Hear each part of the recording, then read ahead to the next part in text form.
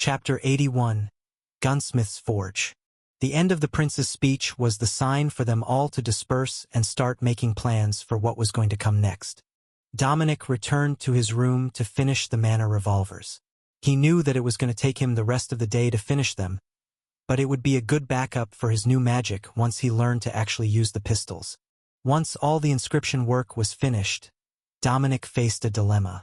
If he used the usual method of sprinkling the weapon with mana core dust, it would use up a whole core to do the 2 pistols. That wasn't really resource efficient.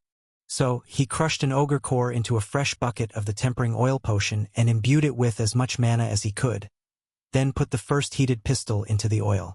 Flames rose from the oil as the weapon was dunked, and the structure turned bright silver.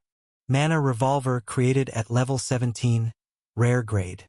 Dominic assembled the fine parts for the trigger mechanism, and then put the grips and the side covers back on the pistol before testing the mechanics. It dry-fired smoothly and cycled effortlessly. Perfect. The process was repeated with the second pistol after reloading the oil with mana, which took him nearly 10 minutes. Mana revolver created at level 17, rare grade.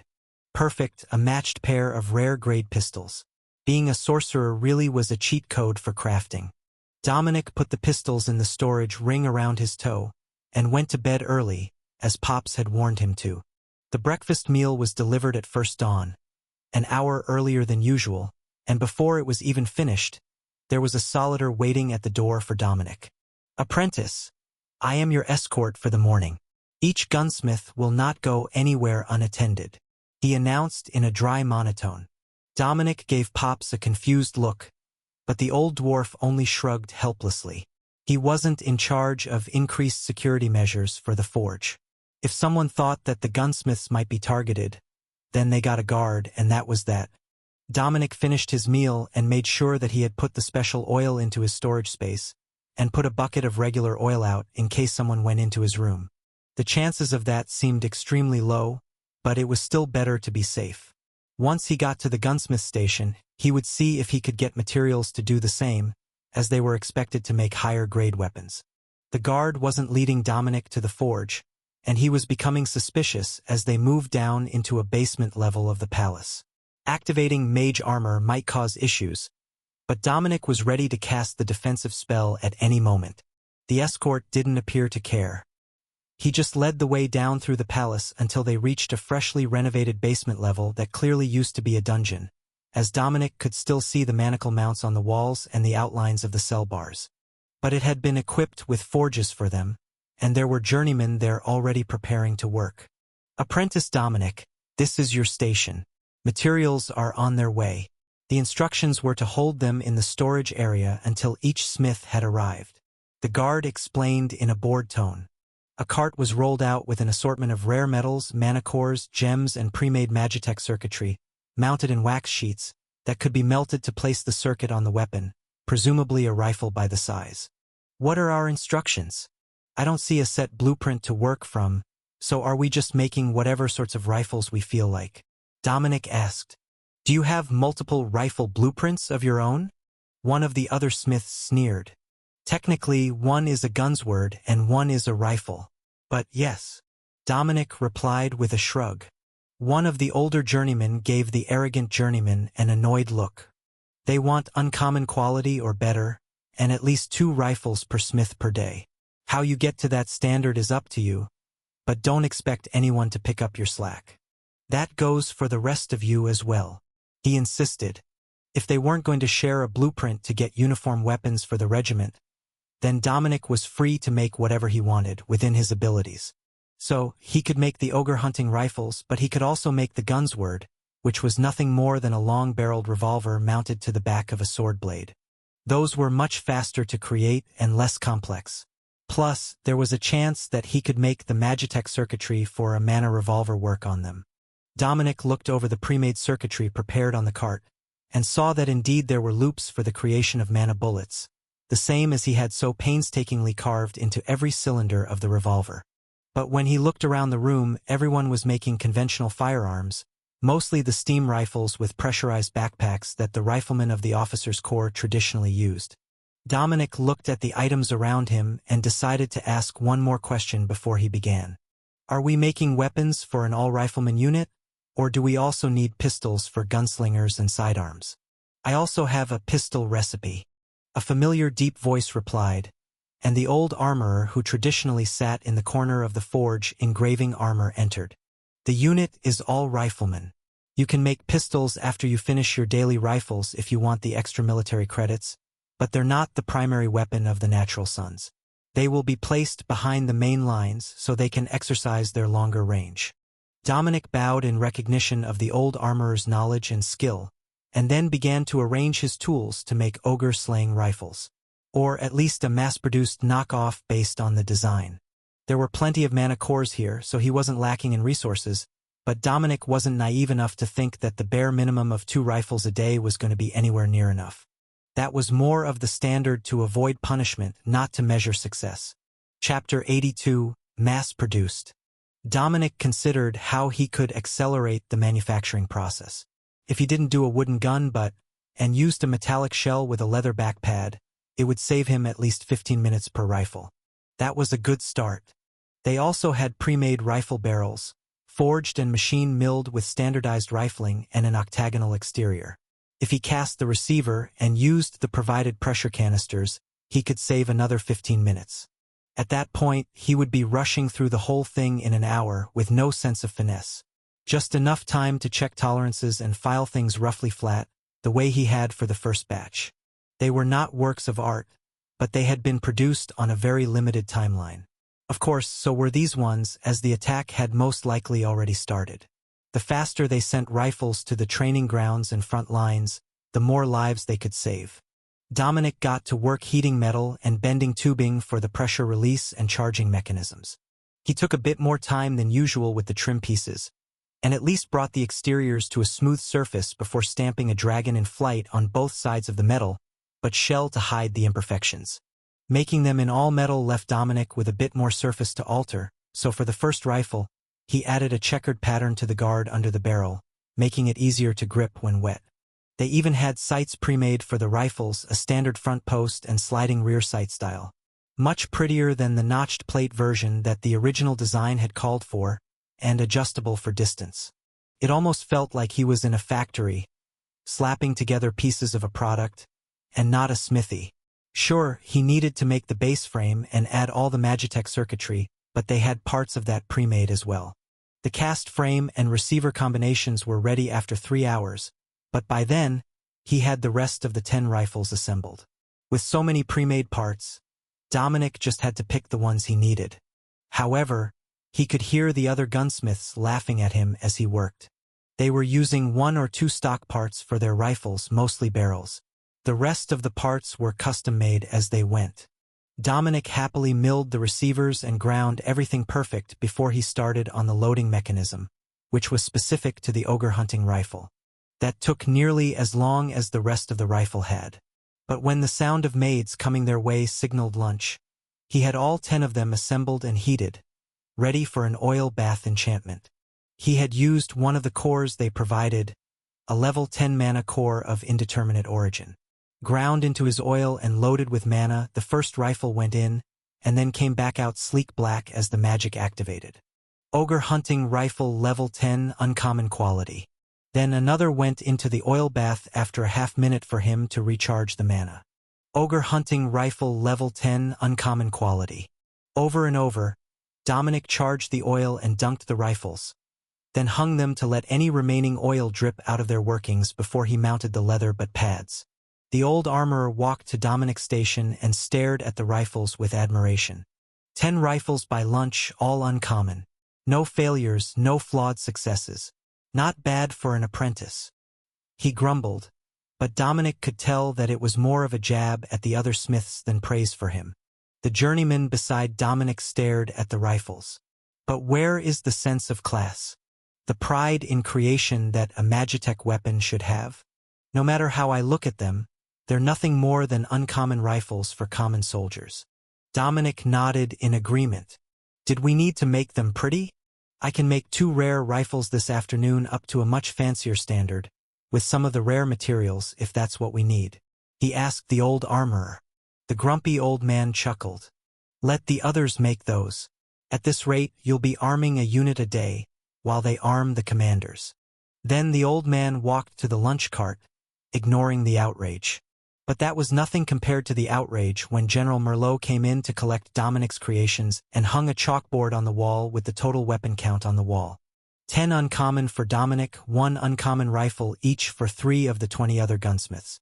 It was so insanely lopsided that the rest of the group, who had been hoping to impress with rare rifles, keenly felt the bite. If their creation failed to meet the standard, they would be struggling to make 2 uncommon or an uncommon and a rare on the first day. Dominic got another batch of receivers and frames cooling in the sand-casting table, then went to get lunch. Slowly, the others came over, and the snobbish journeyman decided it was a good chance to taunt Dominic again. "Don't you have any pride in your work?" he asked. "Of course I do. I even stamped my signature dragon on the gun butts. When the soldiers put their hands on it, they'll know it's one of mine at a glance. I double braze all my joints, and I extended the braces so even the roughest of treatment won't damage the pressure tubing. Those rifles should be reliable through an entire war and then some. In the woods, the hunters wrap their Magitech rifles with cloth so that the metal doesn't reflect the light and spook the animals. When you're actually using a weapon, nobody cares what it looks like. Pretty is for formations and formal events." The other gunsmiths listened to Dominic's response with great amusement. The new apprentice was putting the journeyman in his place, and he had already shown that he had the skills to back up his boasting. "What do you even know about how things are in battle, apprentice?" The journeyman sneered, trying to salvage his argument. Dominic gestured to the royal guard at the door. "No need to take my word for it. All of the royal guards were gathered when we got our rewards." The guard smiled. 608 confirmed kills for the royal sorcerer. "I dare say that he has more military merits than every other craftsman in the room combined, excluding the master smith. He was even given an official title for his military accomplishments." That shut the journeyman. Chapter 83. Simple but precise. They finished lunch in silence and Dominic went back to his work, assembling the basics for another 10 rifles while the castings for the other parts cooled. Once he started milling the parts and tapping the threads, Dominic noticed that the guards were watching over his shoulder. "That's such a simple mechanism. How does that even become a Magitech weapon?" one of them asked curiously. "It really is insanely simple, especially compared to the steam rifles. It's all in the Magitech circuits. If you can't use the mana to charge the circuit, it's just an air rifle. Nothing special, but the Magitech circuits here connect to the expansion chamber and imbue the bullets with the magical effects. That's why I chose this design. To arm an entire regiment takes hundreds of weapons, and I can do these in bulk with only a half-dozen holes to be drilled and the airlines to connect. Even the valves are pre-made for us." As the other gunsmith said, there are 2 levels to this art. True art and mass-produced reliable trash. The second is what I am making, but that doesn't mean they won't work. In fact, because they're so simple, they're nearly impossible to destroy without crushing them. There are only 2 external mechanisms, and that's just the levers. If you break the charging lever off, you can weld a new one on in seconds, or even just jam the cleaning rod in the broken arms mounting hole and use it as a lever. That made the guard laugh. "You know, someone is going to actually do that, right?" Dominic nodded. "If it breaks off cleanly, or you can extract the stub, the bolt hole is just large enough for the cleaning rod. I give it 2 weeks before someone realizes that in the field." A few of the other smiths chuckled as they realized that the blueprint for this rifle was absolutely brilliant. Whoever had designed it was a true friend to the soldiers, so they suspected that it might be the work of a commoner-born master gunsmith or technomage. It was also carefully designed so that the bedding of the action could be done only on the desired raised points, without accidentally hard-mounting a critical stress relief area. Dominic simply poured the spoon of epoxy into the 2 notches, and then added a dab to the bolt holes when he mounted the action. It would cure fully overnight, and while it might not make the most accurate long-range rifle, it would be good enough at anything under 300 meters. One of the other gunsmiths looked at Dominic's work and tapped his chin. "This is a rare recipe, isn't it? But it needs an entire higher level core per rifle to meet the rare item standard, right?" he asked. Dominic nodded. With a level 19 or 20 mana core from an ogre, it will certainly be rare quality. But we don't have any of those in the supplies today. Level 10 isn't half bad, though, and I don't use up the core with every creation this way. They're reliably coming out as uncommon, and that's the standard that was requested. The other gunsmiths thought about that answer. The sorcerer was right. He was doing exactly what they were requested to, and doing it faster than anyone else. He didn't hold on to the pride of craftsmanship that a normal artisan would. He just slapped out something functional and called it ready for deployment. The mere thought of that pained the others, but they understood his point. Given the option, the soldiers would rather have a mediocre quality, plain-looking weapon right now than an outstanding 1-3 battles from now. All right, let him keep doing it that way. The army wants rifles, and he's making rifles.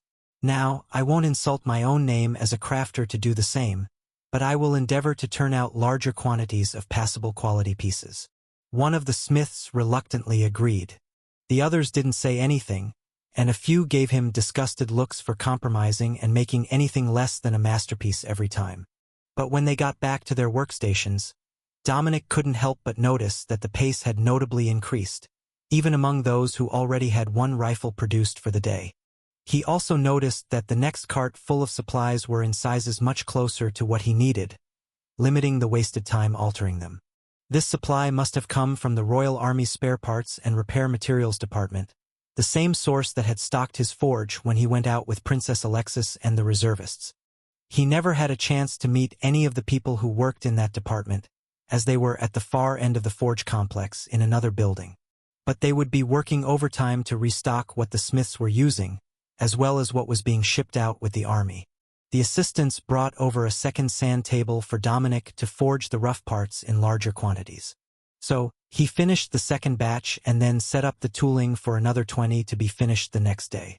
As he finished up the last of his second batch and screwed the layered leather but pads on before test firing them without ammunition, Dominic mentally calculated how long he would need to finish the same number of rifles tomorrow. If he drilled all 20 receivers one after another, they would go much more quickly. Do the same hole on each so he didn't need to change tooling, and he could prep a whole day's work in the first few hours of the shift. You seem like you're deeply lost in thought for someone who is 16 rifles ahead of the next gunsmith. The man on Dominic's left joked. Dominic smiled back at him.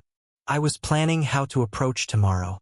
When these have cooled enough to be worked, I can prep them all in the morning and then just go part by part and assemble at the end. It should go more smoothly than today, as I will only have to switch tools every 20 repetitions. Efficient. That's not a bad idea. Instead of making a third, I will prep the hardest parts for tomorrow and guarantee that I have enough time to finish. He agreed. The first day's performance surely wasn't going to negatively change the palace's opinion of them if they could pick up their pace in the following days with a bit of prep work. Chapter 84. Pre-made parts. The next morning, Dominic went straight to work milling the parts for his rifles that weren't standardized and provided on the cart. He was immensely grateful that they didn't need to make their own barrels, as that alone would take multiple days for 20 rifles, not to mention all the different metals needed for the trigger actions they were provided. Unless they greatly increased the size of his forge and gave him the specialized tools needed for barrel making, that was. This morning, Dominic noticed that the loading levers, a hinged action that covered the trigger, had been stacked on his cart. He had made them yesterday, but someone must have tasked another forge worker to make an entire box full of them for him last night. That was one less part to deal with, other than the single hole he needed to drill in them for mounting.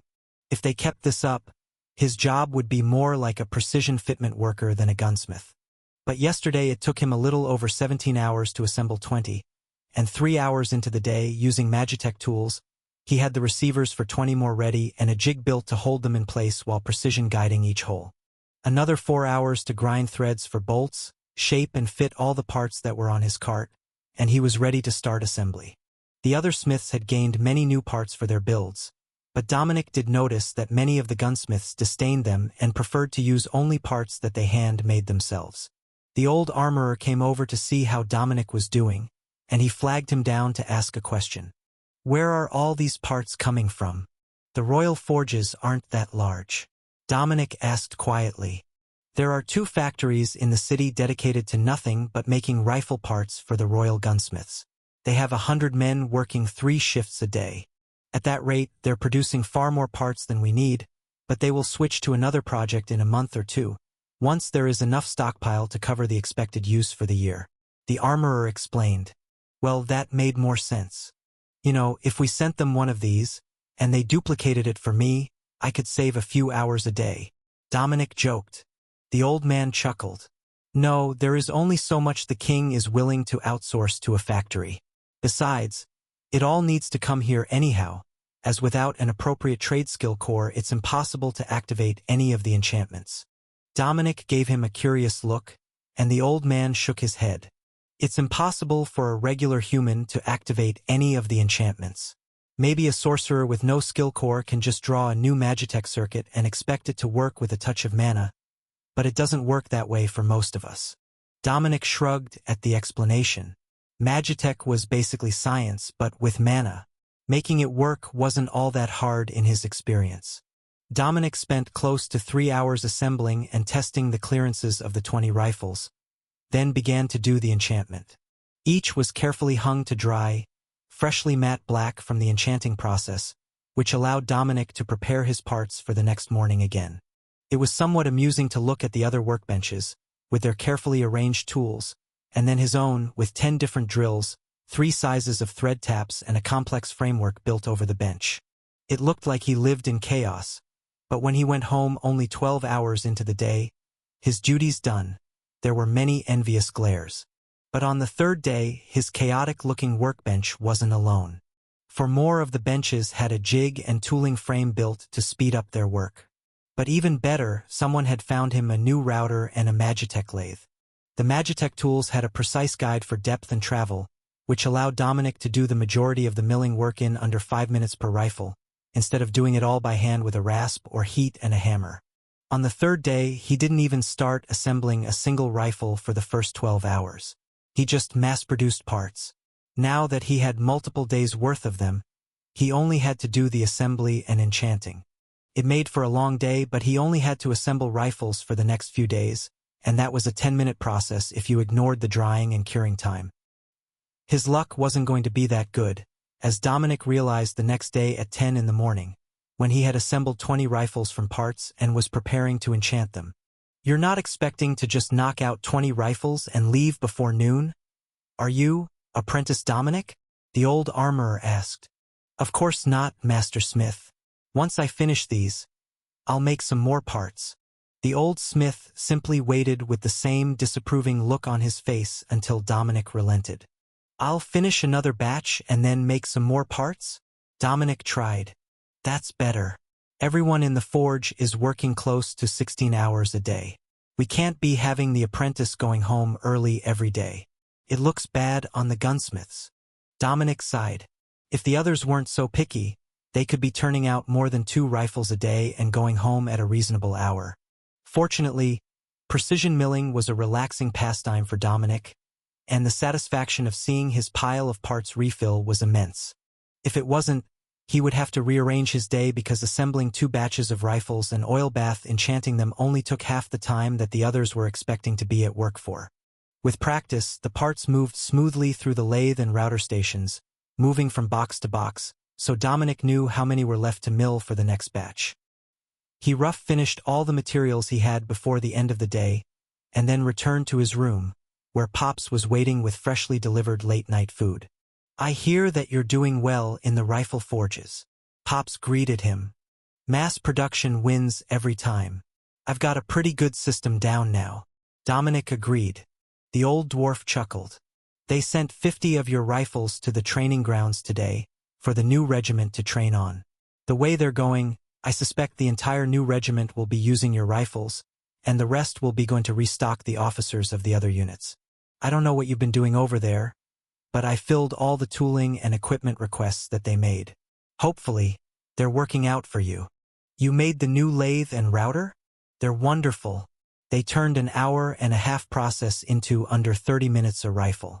I've got enough parts stocked now to keep up the pace for weeks, but you know how it is.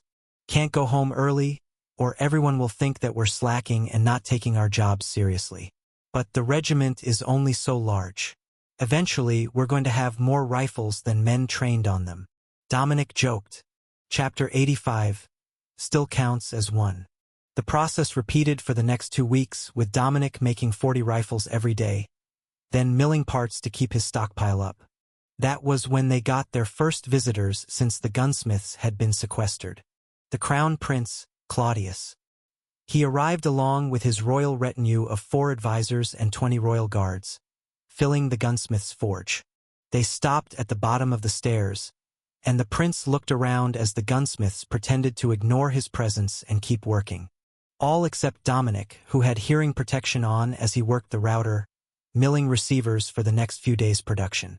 He was facing the wall and moving through the metal blocks with practiced smoothness. "Your Highness, it is an honor to have you here. What brings you all the way down to the gunsmith's forge?" The guard at the door asked. "We have fully equipped the Natural Sons Regiment. 500 matched rifles with spares for deployment." My younger cousin, who is in charge of equipping the regiment, noted that all the rifles they were given came from a single gunsmith's forge. "That made me curious how you were doing things here, but I don't see a factory assembly line with one master smith doing all the enchanting," he explained. You see, we have a 2-tier process going here. Most of the journeymen and master smiths are making traditional pieces for the regular army officers. The rifles for the Natural Sons were all provided by apprentice Dominic. He's a bit of an odd one. None of the flair for the artistic that you would expect, but he's got an efficient setup going there which turns out rifles like toys off a factory line. The prince could see Dominic working, though not exactly what he was doing, as his body was in the way. "Yes, I recognize the practice from the hinge makers. Their men move through the process at their station the same way, with their mind on autopilot." "Does he assemble and enchant the rifles himself, or just stamp his mark in the parts?" Prince Claudius asked. "He completes the entire process. He has been assembling and enchanting 40 rifles every morning, then making the custom parts that we can't order in for the rest of his shift.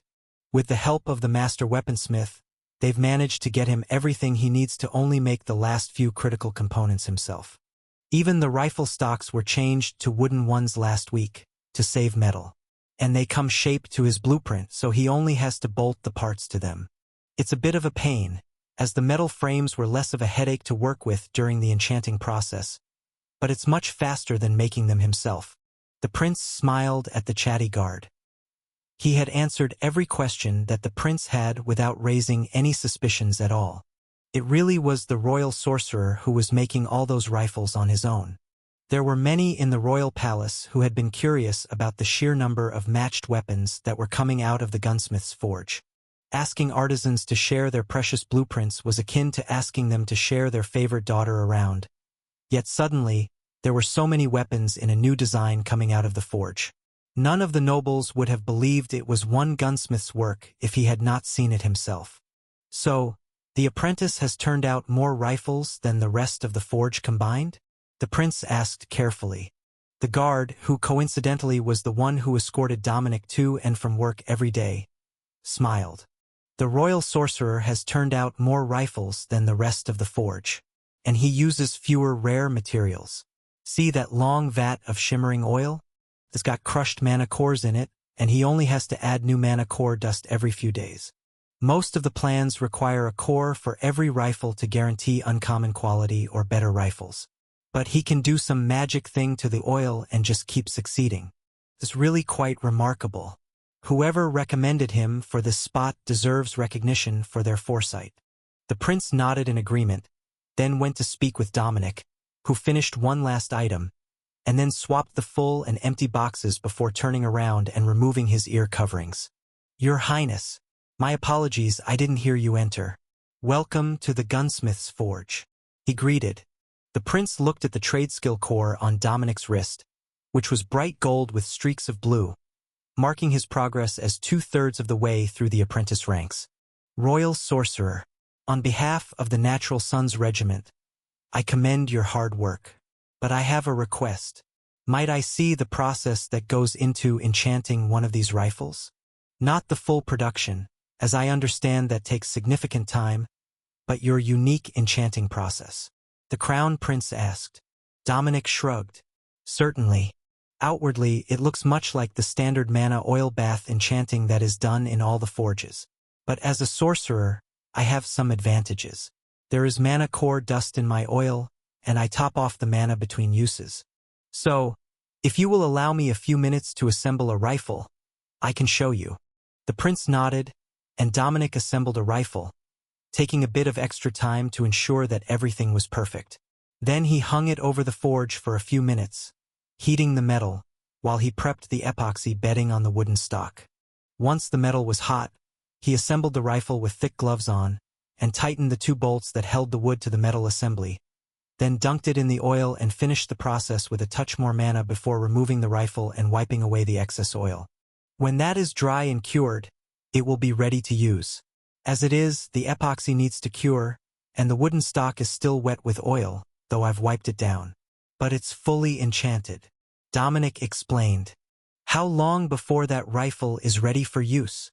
The Crown Prince asked. I normally ship them out in the late afternoon. 4 hours is close to the minimum, though in theory they should be ready in half an hour after I finish. The prince made a motion, and one of the guards slipped his gloves on and angled the rifle for better viewing. Uncommon quality, level 10. The same as all the others. Thank you, Royal Sorcerer. You have enlightened me today, the prince announced, then turned and left. Dominic turned to look at the old smith. This one counts for tomorrow. Don't go giving them ideas about me being able to make more than I am. Chapter 86. Seeing Through the Veil. Dominic put the spare rifle in his storage cube and went back to milling the parts for tomorrow's orders. So far, everything appeared to be going well, and if they had finished arming the regiment, then the front lines would soon be getting a reliable increase in firepower. On the other side of the palace, the Crown Prince strode into a meeting with purpose, not even caring that the door slammed open to announce his presence before the attendant was able to. Father, I have the information you requested. It is the sorcerer making the rifles on his own. As you suspected, he has no issues comprehending magical blueprints. He just looks at them and makes the parts like any other common tool, except these are meant for war, he announced. The king's advisors turned to him in shock. You mean, he can turn out Magitech rifles as if they were shovels? The defense minister asked, but everyone simply ignored him as the king and his oldest son stared each other down. After a few tense seconds, the king sighed. That's what I was afraid of. The veil doesn't apply to dragons and their ilk. Magic is no different from math to them, and they will not fail if they follow the steps properly. The others in the room looked horrified, but in the back, the twin princesses smirked at each other. They had been wagering on this fact since Dominic had produced 10 rifles from spare parts in only a few days. They might not have been the highest quality weapons ever produced, but the magical power on them was reliable and uniform. In his hands, craftsmanship meant nothing until it was so bad that the weapon failed. But when a human artificer tried to produce a Magitech weapon, every hand movement, every adjustment, every imperfection on the parts added up to the outcome. If they tried to just throw parts together and dunk them in mana oil, they would more likely burn the forge down than make a fully capable Magitech weapon. What do we do about it? The defense minister tried again. Well, he works for us. Does he not? There was a reason that the sorcerer put in so much work to try to gain an apprentice's position. Does anyone know what he wanted to ask of the crown? The king asked. Princess Alexis cleared her throat, and her father spun in his seat. He was born in a Wavemates border village that was burned to the ground about a decade ago. He wants vengeance, and to bring the region under Signia's control. She explained. A sorcerer with nationalist sentiment? One of the nobles scoffed. The crown prince chuckled, and the twins smirked at each other. Before they could speak, the crown prince did. I suspect that nationalism has nothing to do with it. His village was on the Wavemate side of the border. However, he doesn't know the names or identities of the soldiers who burned his village to the ground. So he's willing to turn out mass-produced Magitech weapons until every soldier who might have been at the massacre of his village is dead. It's not nationalism, it's vengeance. The dragons might pretend that their actions are driven by some noble sentiment about maintaining stability, order, or some other nonsense. But when you anger a dragon, they burn everything to the ground. It's in their nature. A dragonkin sorcerer just has a bit more patience. Dominic didn't really strike the princess as the vengeful sort, but when they were under attack, he certainly didn't cower in fear. The king looked at the deployment map on the large table. 10 years ago, at the former Wavemates border? Is that not here? The crown prince nodded. Yes, we took it in the first week during an encircling action to force the Dago's army to go the long way around the river valley. It is now back under Signia's control, but nobody lives there. The whole area is barren and abandoned. It hasn't been occupied since the fall of the Wavemates kingdom. The agriculture minister gestured to the location. It's actually been 12 years since the farms there were raised, and the army reports that Dagos never sent new farmers to work the area after killing the residents. Everything is fully overgrown, and no attempt has been made to clear the area. They even found skeletal human remains in some of the residences, as well as 3 different battle locations. But the manor house still stands. The army received supplies there this week, and they have a battalion stationed in the manor for defense of the region. The king of Signia sighed. It seemed that nobody in the Dagos nobility had actually cared about that land after the lord working it had passed. Who was responsible for it before it was raised? One of the younger ministers asked. The king cleared his throat. It was a cold palace, for one of the Wavemates regent's imperial concubines and her family. When she lost favor, she was exiled to the border with her staff, and later brought her brother to her manor after his branch of the family also fell from favor.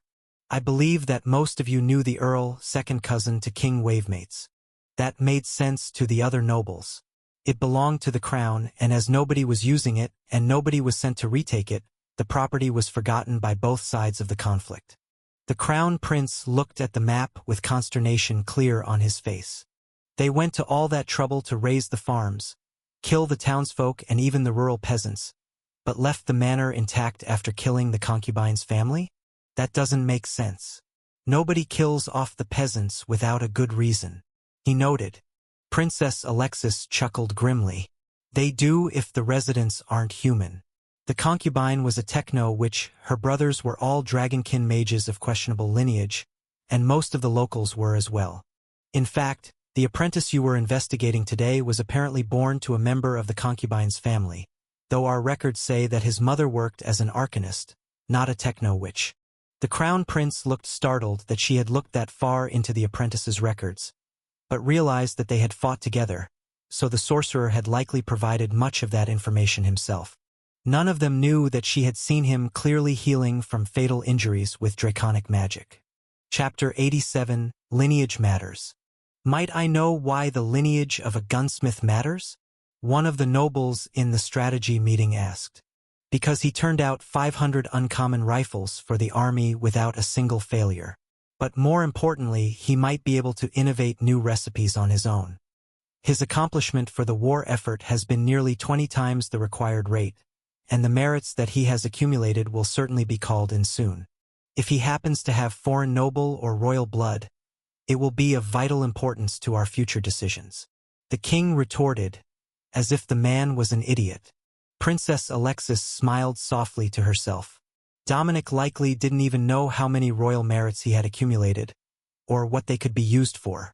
If he did, he would have made a request by now, even if it was for additional days off in exchange for his excess production.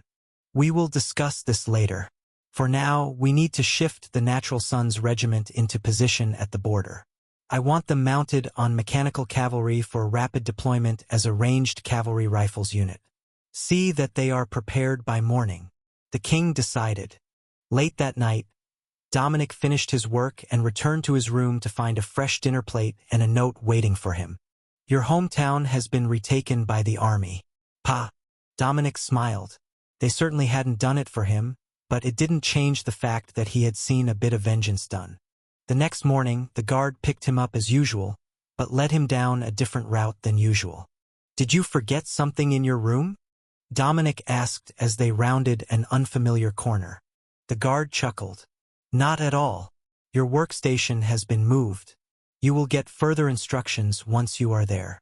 Now that they had reached their goal and had a few dozen extra rifles, Dominic assumed that the army had no more need for him to continue at that pace, but he had nearly 100 more rifles worth of parts waiting for him to finish them. As soldiers fell and weapons took damage, they would need the replacements, and there wasn't anyone else in the gunsmith's forge who could do it. They didn't have any blueprints for the rifles he had been making. The room that Dominic was led to was indeed a forge, though it appeared to be in a suite much like Pop's room. He could even see the presumably unused bedroom next to it. But the room wasn't empty, as there were two older, gray-haired women in plain dresses, and one preteen boy waiting there for him, along with all of the tooling and jigs that he had prepared for the rifles. So, perhaps he wasn't stopping the production but doing it in private? That could mean that they wanted some higher quality weapons out of him but didn't want to advertise it to the other gunsmiths. But the presence of these two random women was confusing him. Royal Sorcerer Dominic, meet Lady Camilla.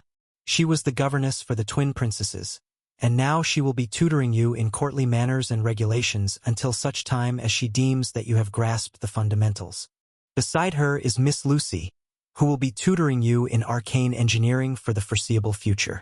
After your lessons each day, the Crown has requested that you continue to assemble a minimum of 5 rifles per day, to keep up with replacements and demand. All of your spare parts have been brought, and you may arrange your schedule as you see fit. The rooms here are vacant, so if your day runs overly long, the guard on duty will call for your meals, and you may remain in this suite. Dominic nodded, and Lady Camilla smiled.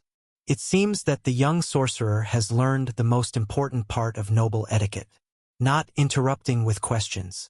Perhaps this will be easier than I was led to believe. Young Miss Alexis had implied that he might share some of her personality traits.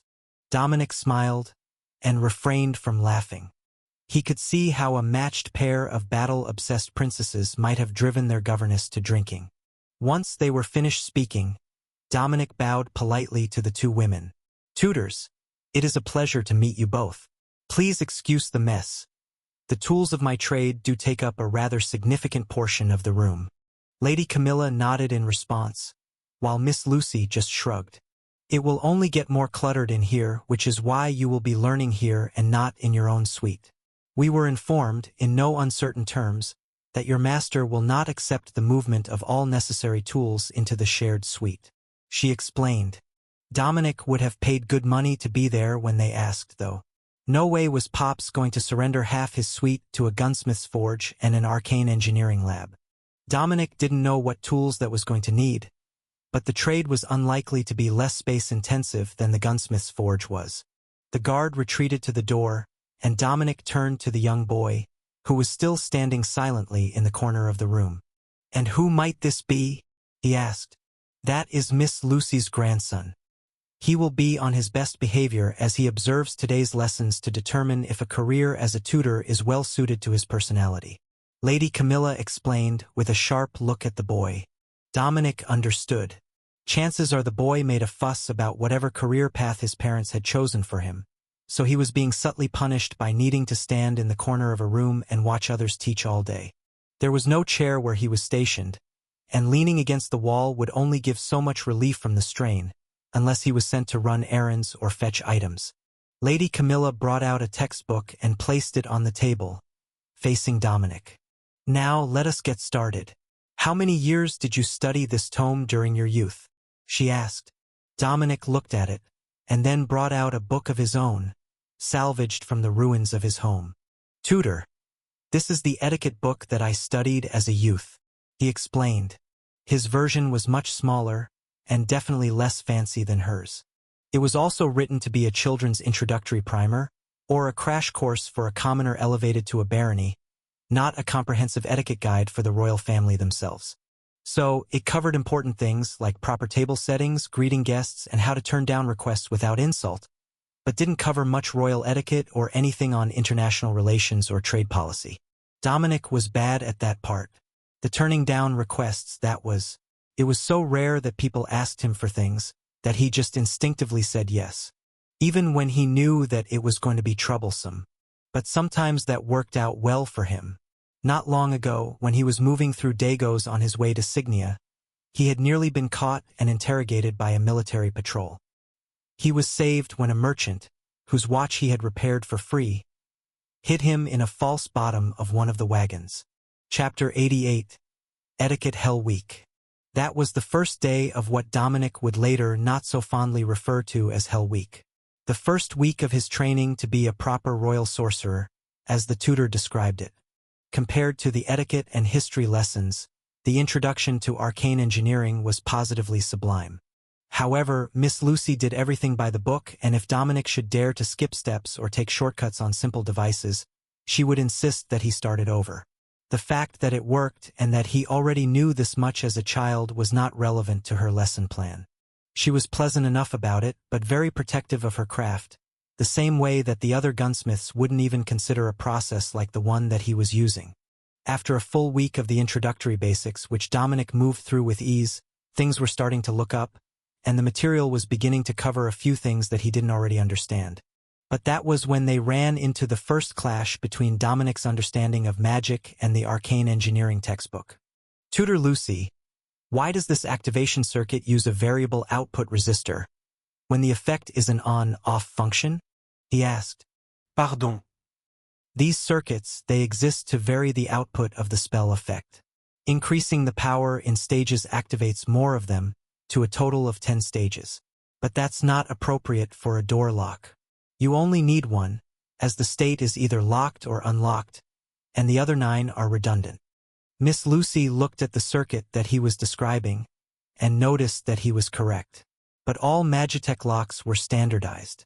Only the most complex used a magical key and 9 damaged circuits, so that only the correct key would open the door, even if it activated the mechanical lock.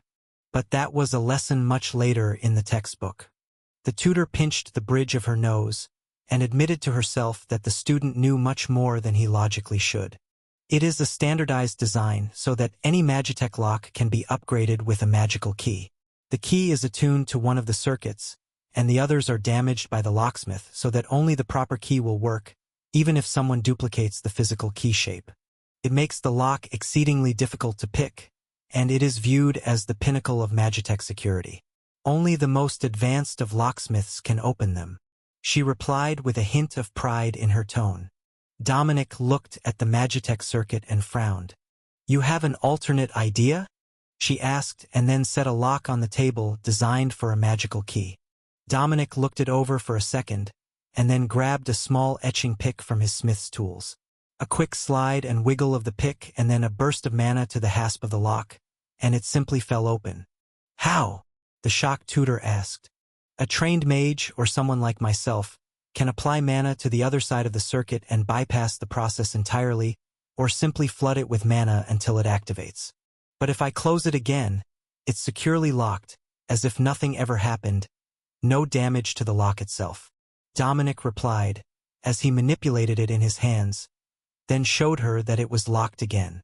Lucy stared at the confused dragonkin with increasing unease. That was not how a Magitech circuit was supposed to work. It was only designed to accept mana from one point at the start. Without matching the magical signature, the circuit should have remained open, and the lock immobile. Flipping the switch from the other side of the circuit should not be possible. Do you routinely open magic locks, Apprentice Dominic? She asked. Why would I need to? Nobody tries to lock me out of anything that I want to be in. There isn't even a lock on the door to my suite, much less a magical one. We just have gossiping maids, which are way more reliable at finding and preventing intruders anyhow. That made the tutor smile fondly. Once upon a time, she had been one of those gossiping palace maids. Then she was chosen as a concubine by a viscount, and now she was an esteemed royal tutor, as well as a journeyman arcane engineer. All right, let us move on with the lesson, the tutor insisted. Dominic decided that it was best to ignore redundant parts in the demonstration circuits. They were almost certainly designed by whoever had made the first blueprint, and then just faithfully copied by every artisan afterwards. Arcane engineering was the core of Magitech development, but the creation of new devices was not a fast process. and it was rare that a new device was produced which wasn't a combination of multiple existing devices with minor modifications. Even the Magitech vehicles mostly all used the same set of circuits, if they weren't powered by coal or liquid fuel boilers. They were still going over the most basics of the basics, but Dominic had read ahead in the book, and soon she would be getting into the interesting sorts of Magitech devices. He didn't have the specialized trade skill core that would impart him the knowledge that was needed to really master the craft, but from speaking with Pops, it was clear that some level of Magitech comprehension was included and necessary for the blacksmiths to become a master. If he could build on that, he could pick up the second specialty as part of his existing skill, and not need to destroy his hard work as a blacksmith and start over with a Magitech engineer's trade skill core. Once the tutors were finished their lessons for the day, Dominic spent a few hours assembling rifles to the usual standard, and then finished one more using the much higher level oil bath in his storage cube. Ogre Slaying Rifle Uncommon Quality. Created at level 20. Twice the enhancement of the other rifles thanks to the oil bath, but still uncommon if he didn't use Dragon Flame or an entire mana core to improve the work. Chapter 89. Like being back in school. Every night, Dominic made one improved rifle as he listened to the palace maids gossip about the news of the war.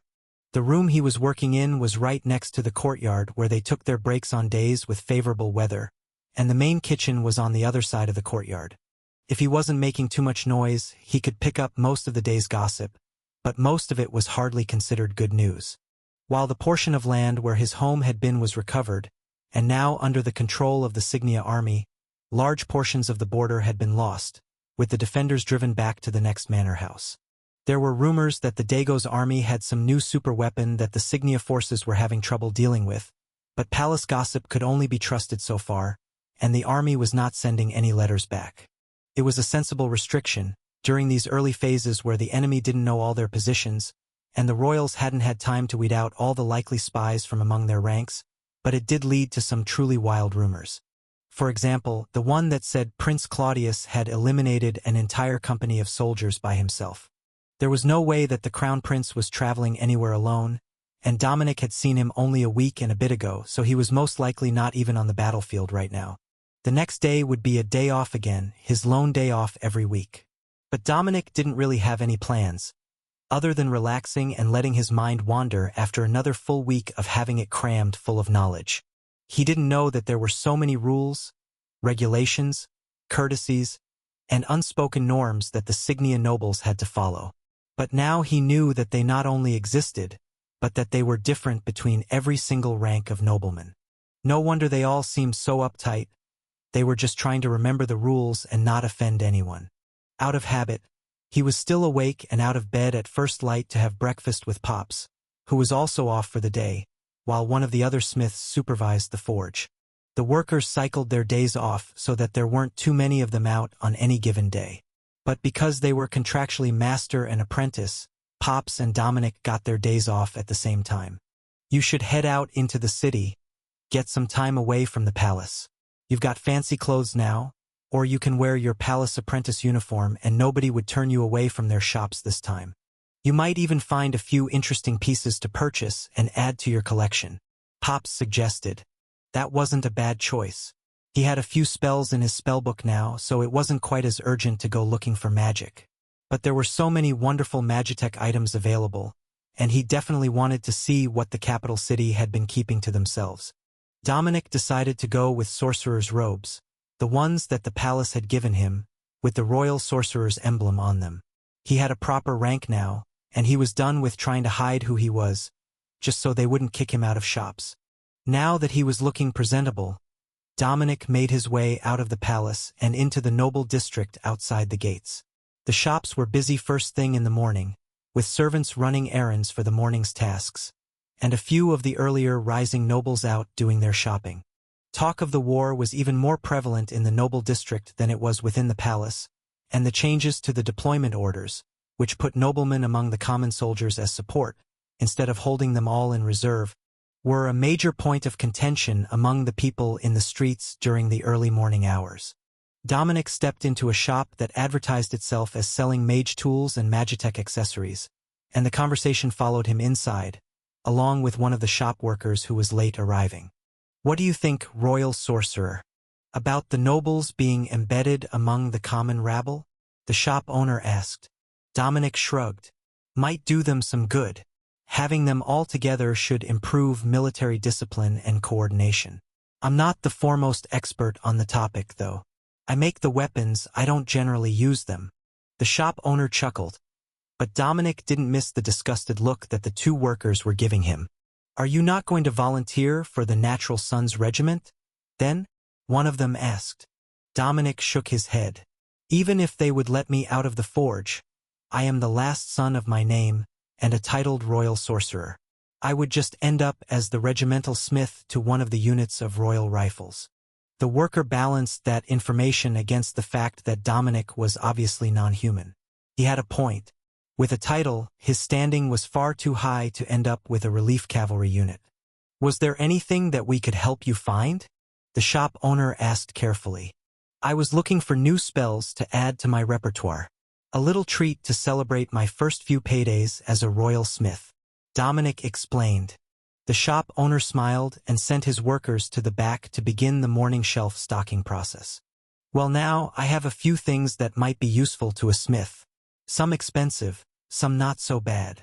He explained, then swapped display trays around in one of the cases. The new display was all Magitech-focused spell gems, things that mages would find useful when they took up a craft after graduation. Magical quill, self-drafting blueprint, never-ending ink, clay to steel, magnified sight. Dominic looked at the gems, and then gestured to the clay to steel gem. That spell, what quality of steel does it make? He asked. That depends on the level of the spell. If it's level 5 or higher, it will make steel as good as any kitchen knife.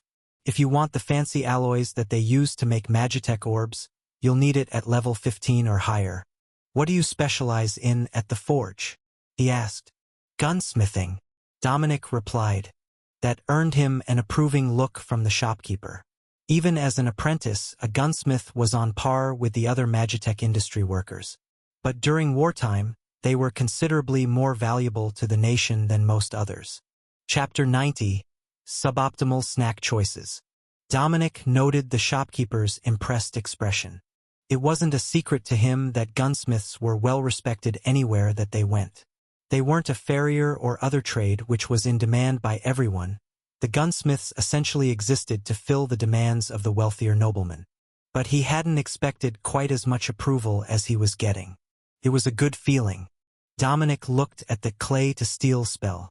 In the wilderness, that would be an incredibly useful spell. But it would also be insanely useful at the forge.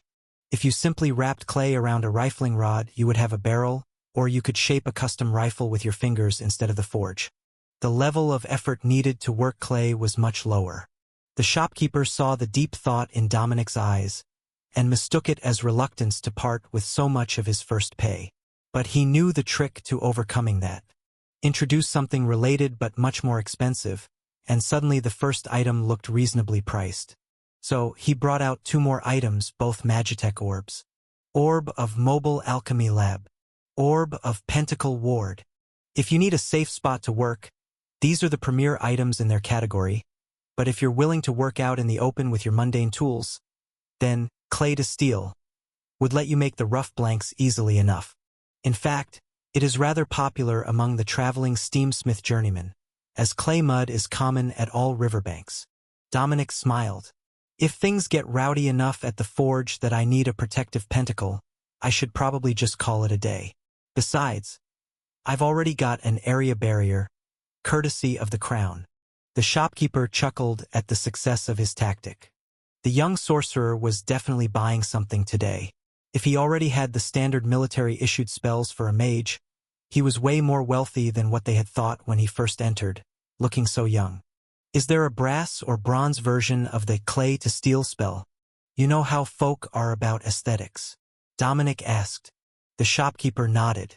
There is, but I do not have it. You see, both are compound alloys, so it takes a more advanced Magitech orb to create them in a multiple-step process. Dominic nodded. Then clay to steel will do wonderfully for my purposes.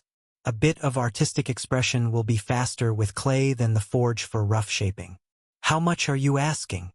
Dominic discreetly looked around the room at the items that were on regular display and saw that the prices were mostly in the thousands of gold coins. He might not be able to afford his shopping impulse.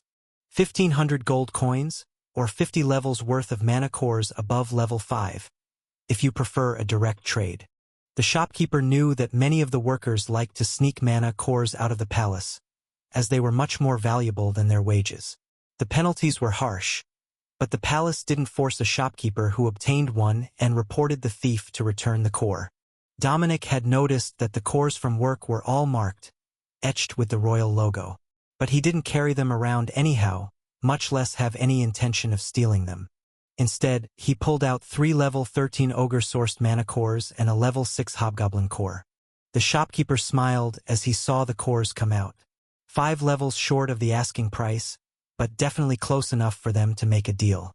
I can give you 45 levels worth of cores for it, Dominic offered, then waited for the shopkeeper to agree.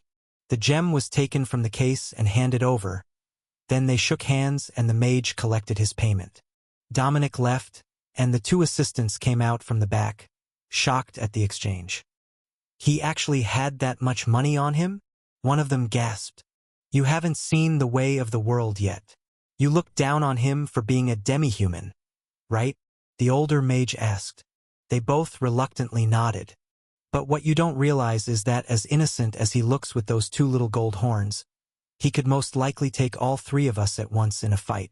If he managed to overcome enough of his bestial nature to be a royal smith, he definitely had enough discipline to collect mana cores and not eat them to fuel his growth. What none of them realized was that Dominic was still standing at the corner of the shop, adding the new spell to his Magitech spellbook. He hadn't ever considered eating a mana core. They didn't look tasty at all. But if that was the way to grow his innate powers, it wouldn't be the most ridiculous thing he ever heard. But he wasn't going to try it now. He would try to find a book on the topic first in case there was a side effect. Each mana core had impurities based on what sort of creature had formed it. Who knew which ones would be poison? Dominic looked at his spellbook, and then decided that he would touch it up a bit for more utility. The mage shop had said level 5 to make good knife steel from clay. So, Dominic grabbed a pair of stronger mana cores from the ring around his toe and pushed the book up to level 6, and then level 7. The cost was painfully high, as the amount of mana core needed per level doubled every level. But level 7 combat and utility spells would be on par with the lower nobles and the stronger city guards. That was enough for Dominic to feel confident that his area barrier and fireball spells would not be looked down on.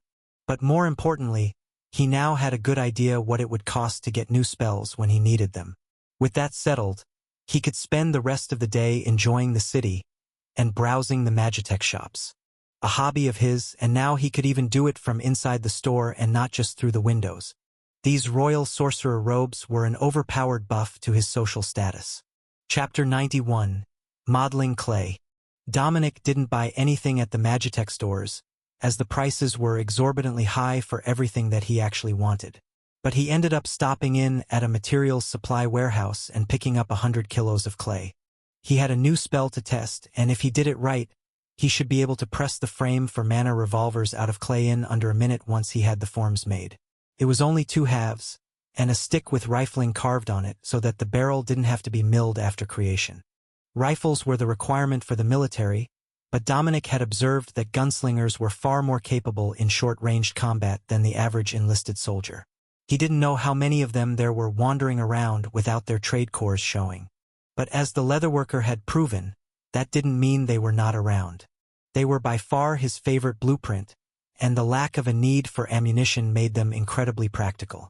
So, when he got back to his room at the end of a day out, Dominic set about making a mold for the pistol frame and chamber, using epoxy halves. It didn't need to hold up to heat, he just needed to press the clay into shape and possibly let it dry a little, if he had gotten it too wet to hold shape.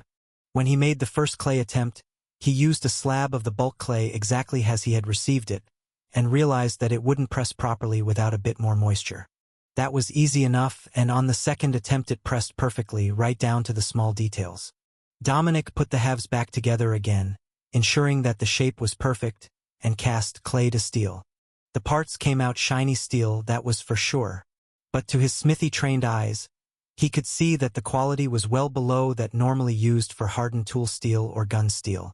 It was good enough for a common kitchen knife, as the mage had insisted, but while the metal had formed with every detail he had drawn, the quality of the metal was markedly mediocre. A bit embarrassing to a gunsmith. But Dominic assembled the parts using a trigger mechanism from the rifles, and then forged the rest of the mechanical internals to assemble a pistol. It was much faster, but if he added the other internal parts to the mold, he could save even more time. Carving the epoxy wasn't hard, and most of the internal parts were flat-sided, so he could just carve them into one side and fill them with clay before closing the halves.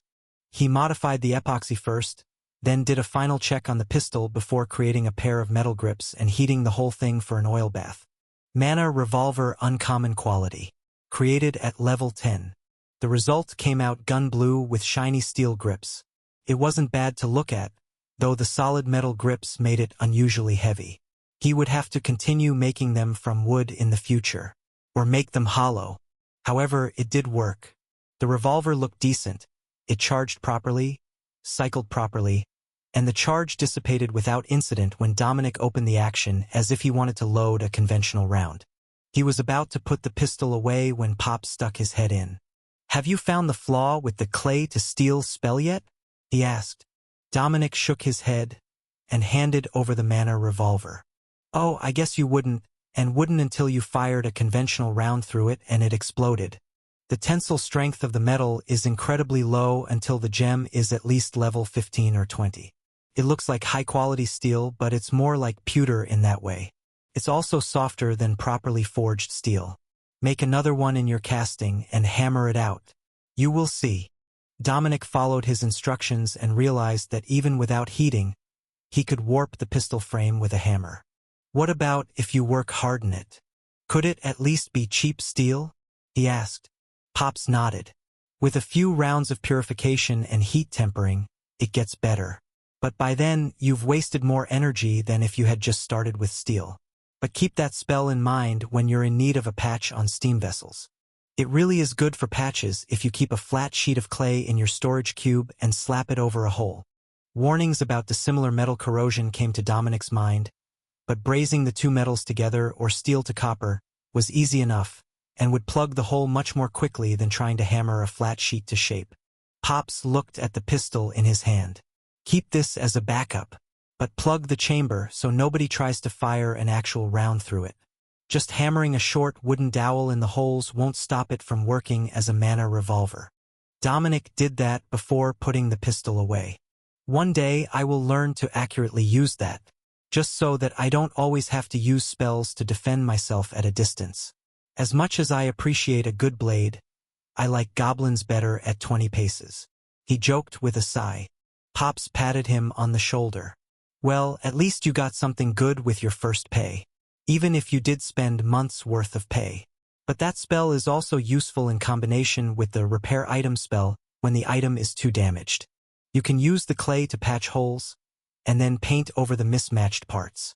It might not be a miracle maker for anyone but a master smith or an obscenely wealthy noble who can jack the gem quality all the way up.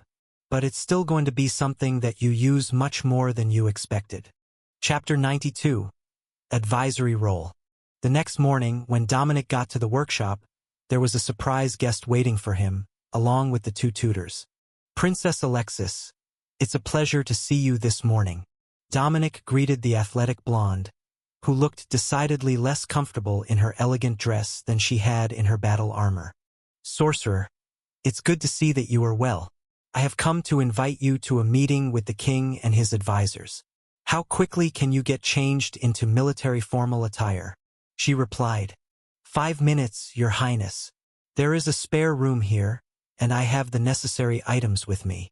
While he went to the other room, Dominic heard the princess excusing the tutors for the day, with the insistence that he would not be back anytime soon. That made the meeting sound much more important than anything that he was likely to be invited to on a normal day, or perhaps the situation was so much more dire than he had imagined. The king had just sent 500 cavalry riflemen to assist at the border. Surely that should have been enough to stabilize the situation for some time? Dominic quickly changed, and Princess Alexis gave his outfit a quick inspection before nodding in satisfaction and escorting him from the room. You will be attending today as my advisor in matters of magic and weapons supply. Advisor Morgana works for my father, and will be filling a similar role, so you can follow her lead in most situations. If I look to you for advice, try to come up with something good, but whisper it to me. Advisors speak only directly to the one they are advising, not anyone else. You may speak to the other advisors, but not about the topics that are being discussed. Other than that, advisors are also a bodyguard. The chances that someone would try to attack a royal during an official meeting are low, but never zero. If a fight does break out, your first objective is to protect me. The princess explained quietly as they walked. Dominic was dumbfounded. A royal advisor? Him? What was happening here?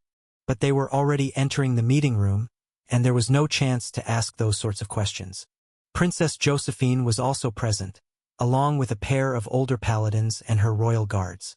Prince Claudius was there as well, but none of the other royals were in the room. At least not until the king walked in from a side door and everyone bowed. Stand! Let's get this underway. The Dago's airborne units have advanced again this morning, using the cover of darkness to hide the airships. They have taken 3 border villages, and the 6th prince has been forced to retreat. The natural sons have been sent to the location marked as 1 on the map, while the 1st and 2nd legions have been sent to the estates of Duke Carrington and Duke Wuthering. Dominic watched quietly as the markers for the military units were moved, and noted the large gap that they left in the lines. That couldn't be an oversight, so he waited for someone to explain. The 1st and 2nd reserves will be moving here, and forming a trench line across the hilltops to prevent ground movement. However, that tactic has proven somewhat less effective than usual, with the increase in airborne troop movements by Dagos. Their new high-lift airships are capable of moving an entire company of soldiers with their gear at over 20 kilometers an hour. Moving by night has made them challenging to spot, and we have rain in the forecast for the rest of the week. The king continued. More markers were placed, and then markers in red, denoting the size of the Dagos military units. Their army was clearly larger than the Signia force, especially after all the casualties that had been taken during the monster invasions recently. But worse, that had also reduced the number of militia that could be called upon to defend the border. Many had died, and many more were needed at home, as the common people did not believe that the threat was over without any action in their area by the army. One after another, the military advisors for the king began describing the troop status of the various units, while Dominic took notes. Beside him, advisor Morgana smiled softly. The rest of the group had been here for every meeting since the start of the goblin attacks, so this was just a daily update, but Dominic didn't know any of it. All of the other advisors wondered what had made the princess choose him as a royal advisor, but decided that it was as good of a time as any for the younger generation of royals to bring a younger generation of advisors on board. Better to start them now during a war than to spread the existing advisors too thin. If the new sorcerer could prove his wisdom now, or at least his loyalty to the princess, he would be a valued and well-trained advisor by the time that the battles were over. The deployment discussions took them until afternoon when food was brought in. Only after they had eaten did the discussion of battle strategies begin. "What do you have for me?" Princess Alexis whispered to Dominic just before it was her turn to provide a suggestion. "High-altitude gliders. If we send up a line of balloons, they can send out gliders when enemy troops are spotted. Not to fight, but to shoot down the airships. A few well-placed spells or barbed chains dragged over the envelope will take out an airship every time." Dominic whispered back. The Crown Prince gave a complex description of potential troop movements to confuse the enemy, leading them to attack towns that were more reinforced than expected. Very traditional, very textbook. Though Dominic only gathered that much by watching the bored expressions of the others in the room. "Princess Alexis?" the king asked. "I agree that if we have the defense towers tether off a high-altitude balloon here, and here, we can put watches above the cloud cover to search for the incoming airships." That had been said before, and hardly counted as a suggestion. But if we put a technomage with a glider aboard each of the observation balloons, they can deploy when they spot the airships and attack. The gliders are much faster than an airship, and Dago's army will be unable to evade. Attack the airship and force it to crash land or emergency drop the troops out of position. Leaving them in the wilderness negates their advantage, and if they have not thoroughly prepared, it might cause heavy casualties the first night. The king nodded in satisfaction. That was a simple enough idea to implement, and it went well with many of the other ideas presented. Chapter 93. Gliders aren't bad. The king began to formulate a final plan with his closest advisors, while the others waited. It was a strange feeling, being in the room while the king discussed sending troops to battle, and the likely loss of thousands of soldiers in the upcoming weeks. But that went both ways. The Dago's army was going to lose just as many soldiers, and possibly far more, as they would have to besiege fortified villages and compounds to take over regions. If they didn't, then they would be exposing their backs to the soldiers stationed there, and subjecting themselves to ambush. The final decisions were made, and then the advisors were instructed to meet at the formal dining hall in 15 minutes, after meeting with their sponsor. Princess Alexis took Dominic and her retinue aside to a sitting room and flopped on a divan in a most unladylike manner. Well, that was as dull as ever. But they actually listened to something that I said for once, which is an improvement. After dinner, we will meet here again, and I will send out a formal update to the order. Be prepared to be called upon again in the morning, with an update on how today's new tactics worked. Dominic, start formulating plans for what to do if the gliders are ineffective. Dominic nodded in understanding, and began scrambling to come up with a plan for if his idea failed. He hadn't been thinking that far before, but it was beginning to seem like this whole advisor job was going to be a full-time endeavor. Once he was finished with the meetings, Dominic went back to the training suite to work on assembling his usual 10 rifles a night. It was a routine now and gave him time to clear his mind. What would he do if the gliders didn't work? The idea would be linked to him, so he would have to come up with a replacement idea, or he would embarrass the princess. She was obviously speaking up on his behalf, and bringing him to higher levels within the palace hierarchy. The problem was that was his best idea. If the gliders didn't work, he really didn't have much clue what would work better. Long-distance rifles with flaming enchantments? No, the new style balloons were made of fire-resistant material, unlike the old hydrogen airships. Nobody would make that mistake again. Mechanical horses could run as fast as airships flew. You could chase them until they began to unload their passengers, then shoot them on the way down. But that was probably already being done, and tracking an airship on a rainy night was a laughably low chance. The next obvious choice was a shorter notice response. As he worked to finish the rifles, Dominic came up with a simple improvement. A phosphorus-tipped rocket with a parachute. If you detected or suspected that you detected airships near you, you could fire it into the sky and illuminate the paratroopers. Once you had spotted them, mages could target them easily enough, as well as riflemen. But Pops might have a better countermeasure. Once the work was finished, Dominic returned to the room and found Pops reading a blueprint on the work table in the main room. "Hey old man, I've got a question," Dominic began. Pop gestured that he was listening, so he continued. "Rifles at long distance aren't all that accurate, and the plan needs to hit flying targets. Is there a way to make ammunition that explodes in a designated range?" Pops shrugged. "Sure. Just use artillery. Artillery shells have an adjustable timer. You can have them airburst." And that was why Pops was the master. "Thanks. They're going to ask me about it in the morning, and I didn't have a good answer for them." The dwarf chuckled and looked up from his work. "And how did you plan to find them so you could shoot at them? A guy with binoculars and a phosphorus flare with a parachute?" Pops nodded in satisfaction. "Easy. The units already have them, they're emergency flares. Sending them a batch that burned brighter would be no trouble at all, or they could aim by red light. But tell them to put a man on the night watch with enhanced hearing as well.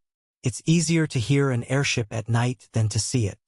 In the morning, the maids warned Dominic to wear his military formal wear and wait for the escort by the royal guard to the meeting. According to the gossip they had heard, there had been messengers arriving all morning, along with the magical messages that arrived directly at the palace, so something big had to have happened last night. The princess met them on the way there, still appearing half asleep, and others were similarly bedraggled-looking as they approached the meeting room at first light. "Tell me you have something if that didn't work," Princess Alexis whispered. "Light up the sky with an emergency flare and use short-timer artillery shells as airburst explosions to take out the paratroopers. Use someone with enhanced hearing to find the airships," Dominic whispered. She nodded and silently repeated the message to herself as they entered. Dominic moved to his spot at the side with the other advisors as the others came in. The Crown Prince had one arm in a sling and a large bandage on the side of his face. He should have been in the palace, and Dominic got a sinking feeling that this meeting was about to go downhill fast. "Good to see you all are on time. Lock the doors, this doesn't leave these doors." Last night, 3 of our border barons turned on the Crown Prince at a strategy meeting. They have defected to Dagos, and their families will be declared traitors at noon today during their executions. However, we have more important news from the front lines. The gliders took down 8 airships from 3 different locations. However, 4 more villages were raided by airship drops last night. We do not have the resources to deploy enough mages to cover the whole border. Strategies now. The king began. Princess Alexis cleared her throat and relayed Dominic's idea. Then a plan to have the paladin orders send infiltrators to the peerages nearest the battles, disguised as servants. Servants had no power, so people spoke more freely around them, and it should help out the traitors before another incident could occur. The king turned to the Crown Prince. "Any ideas after your ill-fated meeting? Do they simply think that we've lost? Or is there some lingering animosity causing them to turn traitor?" Crown Prince Claudius shook his head. "They were paid off well in advance.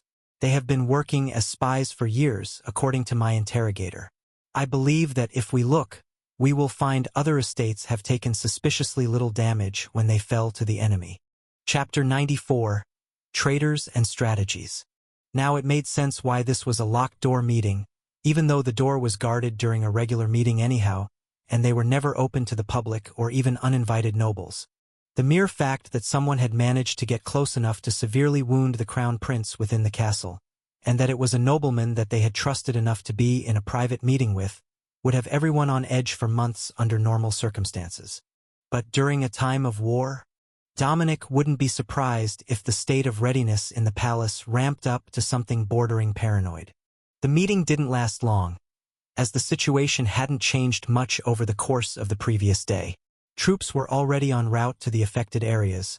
The prevented drops were great, but limited, and so the day's battles went on as usual. The major difference was that when Dominic left the meeting to go see his tutors, there was a much larger stack of books on Lady Camilla's end of the table than usual. "Advisor, welcome back to your lessons. I have adjusted your training program. You know, it really is a challenge to maintain my duties when the programs continue to change." Lady Camilla greeted him. "My apologies, tutor. It was somewhat unexpected to be called upon as an advisor," Dominic replied. The normally stern former governess smiled gently at him. "It probably shouldn't have been. Most of the royals have a magic user as an advisor. You're the talk of the palace, and it was bound to be heard by the royals eventually." Dominic nodded. "Especially as I have met the twin princesses before." Miss Lucy, the arcane engineering tutor, snapped her fingers as she remembered the gossip. "So you are the one who went with Princess Eleanor on her most recent escape attempt, and then to dinner with the twins and the royal guard." It was a statement, not a question, and Lady Camilla's change of posture showed her immediate recognition of the situation. "So, you weren't just along with the princess for the investigation and subsequent battles, you had been selected by her for the trip. And then you saved her life by revealing that the Archmage was a fake." Dominic smiled. "When you put it that way, it sounds much more heroic than I remember it. But isn't this rags to riches story somewhat backwards? I'm quite certain it's supposed to be the heroic orphan girl saving the prince and then being taken in." Both elderly women giggled a little at the reference to a popular Signia romance trope. Miss Lucy winked at Dominic and spoke in a dry tone. "Unfortunately, there are precious few chances for the princes to rescue secretly stunning orphan girls with hidden foreign royal bloodlines.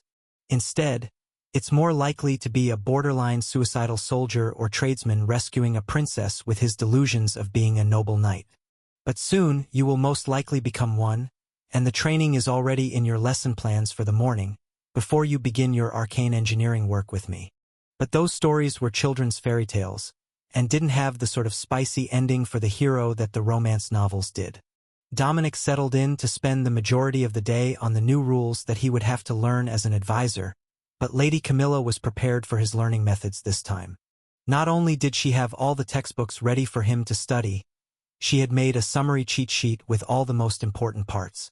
Dominic memorized them first, then got to one of the bullet points and wondered if he was reading it wrong.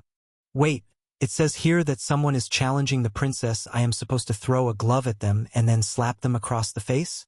That can't be right. That sounds like the opposite of how nobles do things. Dominic asked. The tutor chuckled. It is the initiation process for a formal duel. It will make sense when you hear the details, but in short, if the princess were to be challenged to a duel, your duty as advisor, if there is no champion present, is to defend her honor and step in on her behalf to issue the challenge. Normally, that duty falls to the leader of her royal guard retinue, so you are not the first option, or likely to be the closest to her during such a scenario, as they are most often issued during public events, when nobody is wearing armor or combat spell gems. Challenging a lady is considered extremely crass, but if the other party throws his glove at her, you pick it up and slap him with it. That is how you accept as her champion. They are traditionally fought to the death, so they don't happen often, but it is important to know.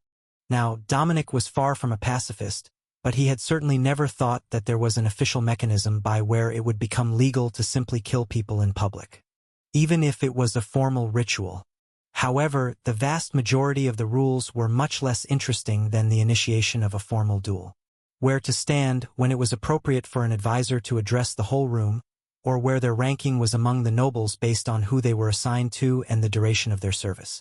It was all very complex and formal, to the point that Dominic was actually relieved every afternoon when they moved on to arcane engineering, where Miss Lucy was teaching him the basics of creating a Magitech orb. That was deemed to be the most important first project for him, as they could be integrated into new weapons for recruits, and improved as the soldiers finished their training and gained promotions. The most important lesson that he was learning so far was that the more complex the Magitech item, the more valuable steady hands and an excellent microscope became.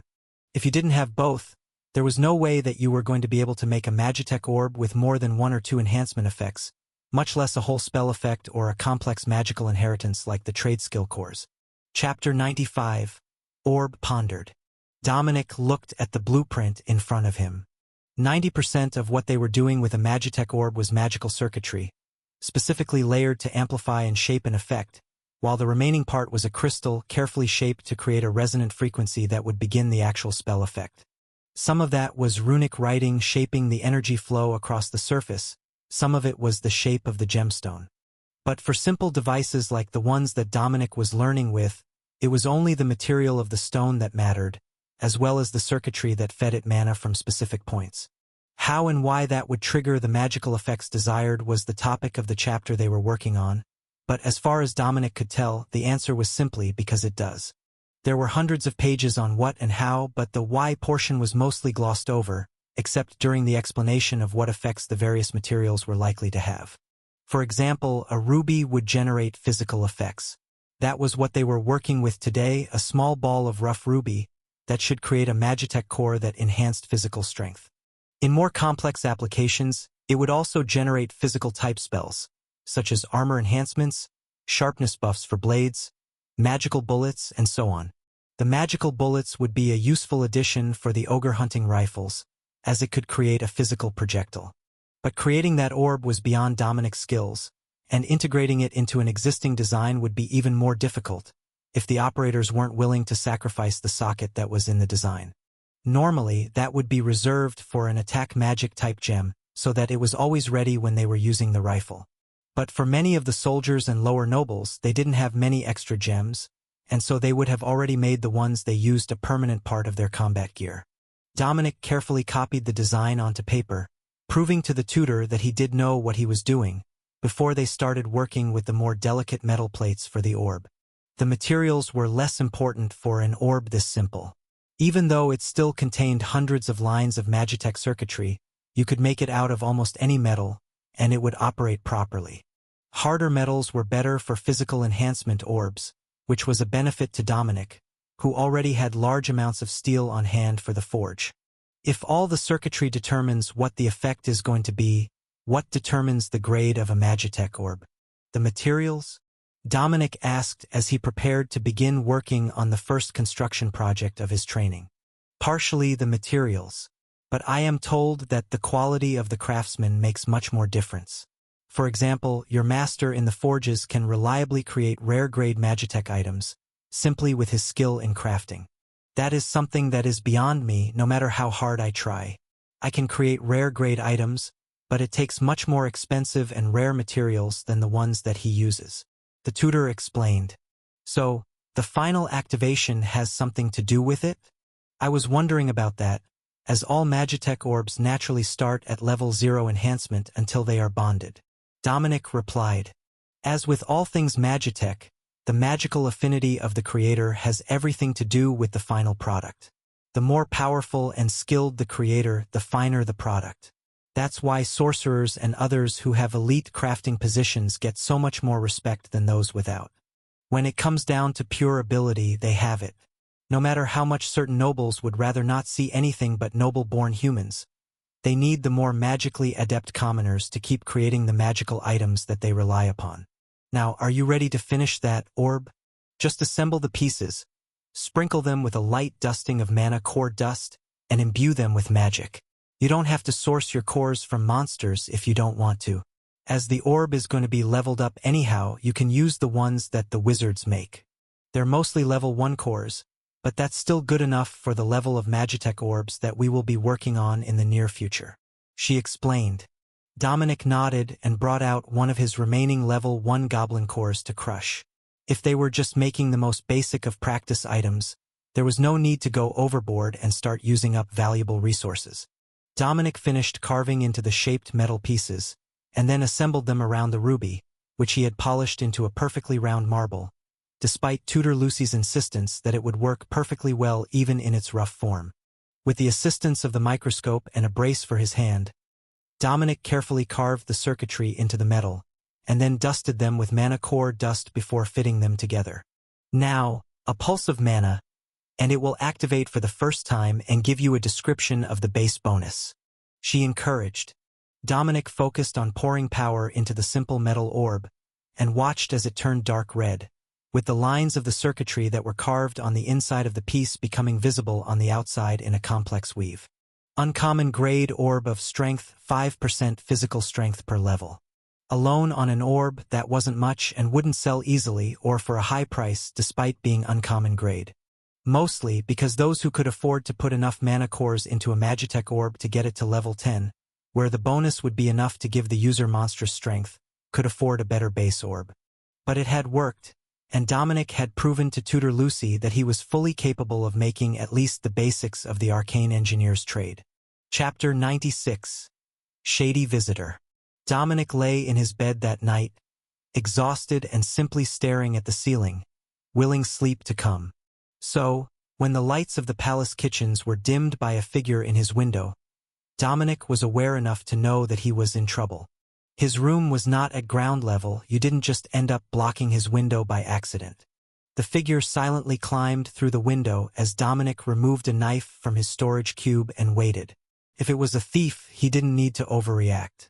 Killing a forge worker because they tried to steal supplies from his room would cause all sorts of uncomfortable questions with the nobility and the palace guards, especially in the middle of a war.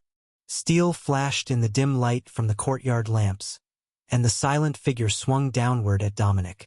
Instinctively, he reacted, not with the knife in his hand, but with an arcane blast. The figure's arm was separated from its body, and an agonized scream echoed in the stone room, which caused lights to go on all over the courtyard, and an alarm bell to start ringing. The figure turned to flee, but Dominic hurled his knife at its back. The blade rang off metal, and the sound of guards shouting outside was accompanied by the sound of running feet. In the silence of a late night in the palace, few things were as recognizable as the sound of steel on steel. The intruder fell out of Dominic's window, half a second before another ring of metal on metal announced the arrival of the guards, who had crashed into the intruder as they came around the corner of the path. "Grab the intruder. They're already wounded," Dominic shouted. "Got them. They're not going anywhere," a deep voice announced. Then, the lamps in the rooms all around the garden were suddenly lit, and firelight revealed simple black clothes, and a faceless cloth mask with only eye holes cut. But Dominic could see the pain in those eyes as the man held the bleeding stump of his right arm. He didn't struggle, he didn't try to run. He just lay on the cobblestones and struggled to stop himself from bleeding to death. But more alarm bells were ringing from all over the palace, not just this one courtyard, and Dominic could sense the satisfaction of the captured intruder as the alarms continued. Dominic's door burst open, kicked by someone who didn't realize it wasn't latched, as Dominic hadn't bothered closing it all the way when he went to bed. "Royal Sorcerer Dominic, Her Highness requires your presence," the royal guard declared. "Guards, you have it from here. His arm is on my floor. Kindly take care of that before someone traumatizes a maid. I don't know if his weapon was enchanted or poisoned, but it's also on the floor," Dominic informed the guard outside in a shaky voice, as the adrenaline rush began to wear off. "You were attacked as well?" the royal guard at the door asked. Dominic nodded. "Just a few seconds ago." The garden alarm was the first alarm to go off. The royal guard tapped his arm, and a crystal glowed red for a moment before a 3-person team of guards rushed inside. "Shit. Here too. Check on the master smith," the new arrivals shouted, panicking. "Oh, calm down. You didn't think that some idiot assassin could get to me, did you?" Pops grumbled from what sounded like the main room of the suite. Dominic ran a brush through his hair and began pulling on his armor before putting on his mage robes and then his chest plate. There was sure to be a formal meeting within an hour, and he might as well be dressed for it now. "Sorry to leave you with the chaos, Pops. The princess has called for me." The old dwarf just laughed and waved his hand. "Go do your job. I will work on security for the windows, so that the next one doesn't wake me up in the middle of a good dream." The royal guard turned to lead Dominic into the hallway, but the entry was blocked as more royal guards came in. "Is the advisor alive?" "Alive and armored. We're off to see Her Highness Alexis," the guard confirmed. "Good, good. Everyone is called to the strategy room. There will be doctors there if needed," he announced, then ran off down the corridor toward the royal wing. Dominic's suite was between the palace guard barracks and the royal wing, but not between the royal guard quarters and the royal wing. A fact that escaped him, but not the guard with him. "Stop Jackson when he arrives at the royal wing. I want to know where he's coming from," the guard with Dominic whispered to a crystal on his sleeve. Everyone was on high alert today, and even the smallest of discrepancies was being analyzed, in case there were more traitors. Dominic noted that they weren't going for the strategy room, but down the less used route to the royal quarters, where they would be in bright light for most of the way. If the princess was no longer there, then they would probably head for the strategy room, but the guard who had been sent to get Dominic was not deviating from his orders. 2 royal guards stood on post at Princess Alexis' door when they arrived, and the door was opened without hesitation. Dominic didn't notice that the guard had stopped until the door closed behind him, leaving him alone with the princess and 2 terrified maids in her quarters. "Your Highness, as you requested, I am here." Alexis nodded, and Dominic noticed the bandage on her arm, as well as the dried blood on the bed. "They came for you as well? Do we know who it is yet?" "I left the one who came to my room with the palace guard," he asked. The princess' pale eyes flinched as she moved, revealing hidden wounds. "The one who attacked me was a palace servant. She had been with us for 8 years, and had been working the royal wing for the last 2.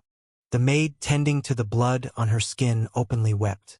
"If our mistress wasn't such a light sleeper, I can only imagine the tragedy." Chapter 97. Not a coincidence. Dominic frowned. "Such a long-term servant?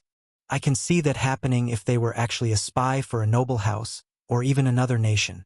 But an embedded assassin that waited an entire decade for the trigger to attack? That doesn't sound right. Could she have been turned later? Did she have any family that might be used against her? Perhaps a lover? Princess Alexis shook her head, but the maid nodded.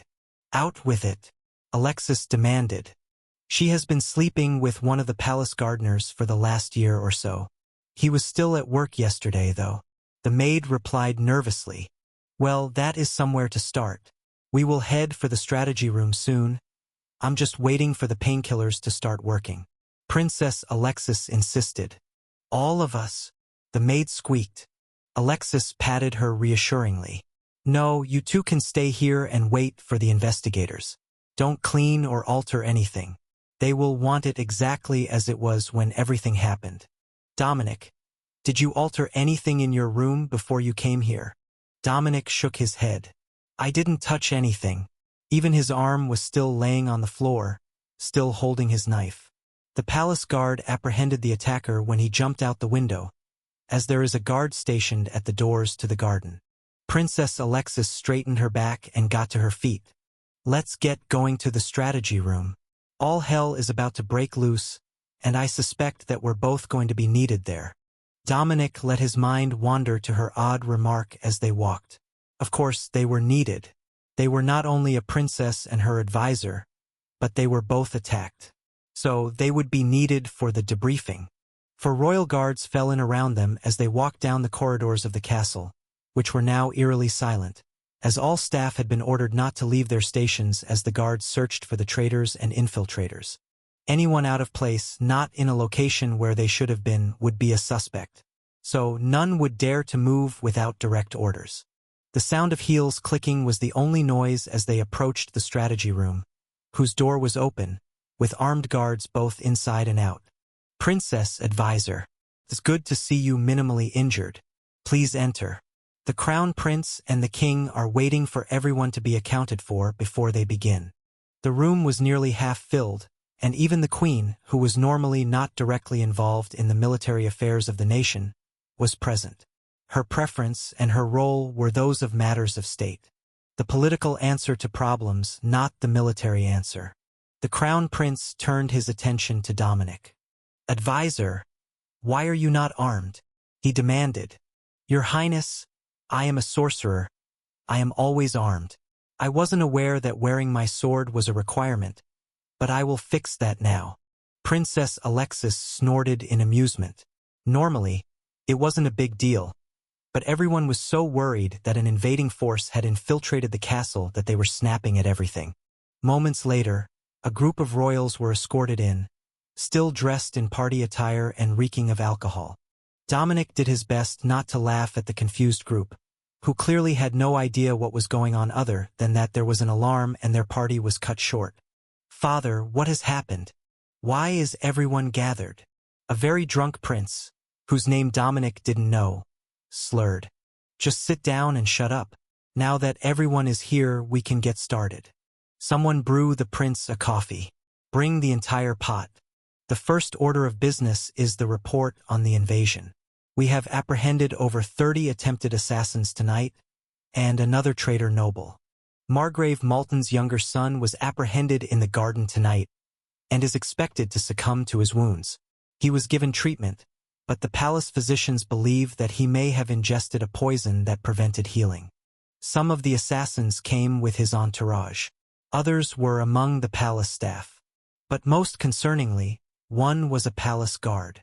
The king explained. Most of the attempted assassins are dead already, but Advisor Dominic disarmed one, and he is being held for interrogation. The king paused as the guards at the door chuckled. Something funny, Captain? My apologies, Your Majesty. It was just the wordplay. The guard replied, straightening his back and silencing his amusement. The Crown Prince smiled, and the king sighed as he realized the issue, but the other royals were left confused. Advisor Dominic severed the attacker's arm during the altercation. The weapon and limb are being examined now. The king explained, then looked down at his notes to get back on track. Dagos has moved forces to the border by Staptentave, 200,000 men strong. We expect them to head for Burton in the morning, and then set up a base near Kilksea Lake to resupply. The royal regiments will be moving to intercept, and I need volunteers to lead before I assign the rest." There was a short pause.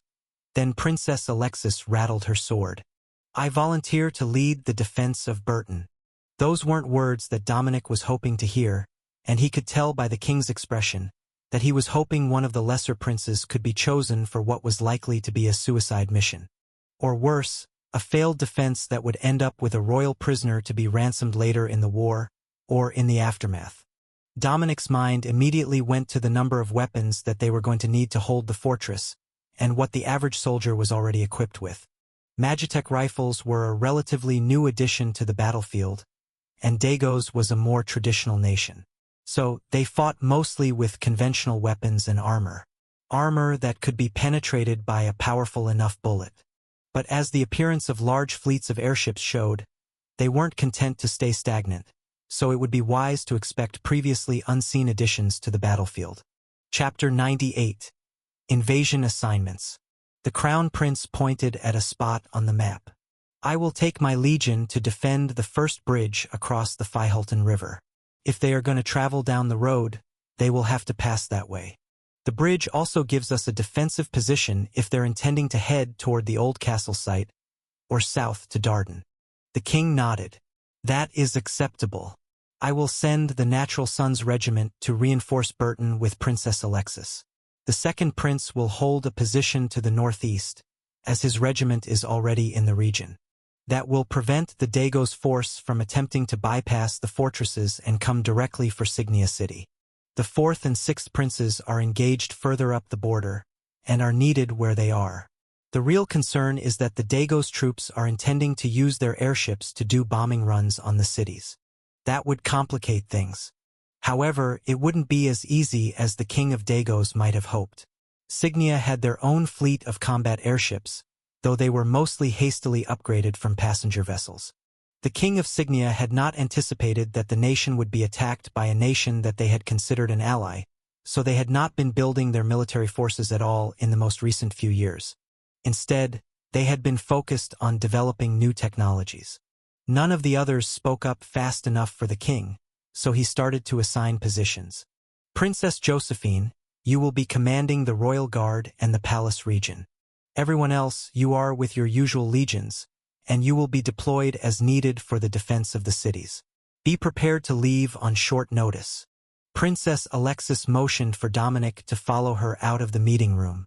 "Do you think that the Natural Sons Regiment has what it takes to hold the city?" she asked as they walked back toward her quarters. Dominic thought about the answer for a moment, then nodded. "If the city is walled, I think that they should do all right. Is there a city guard as well?" Princess Alexis nodded. "There is. Both a wall and a city guard. Don't expect miracles from either, though. As long as they fill spaces along the wall and can hold a bow, they should be enough. The Natural Sons are all riflemen. While they are intended to be mounted cavalry, and a city setting is not optimal, the rifles will give them a great advantage against infantry."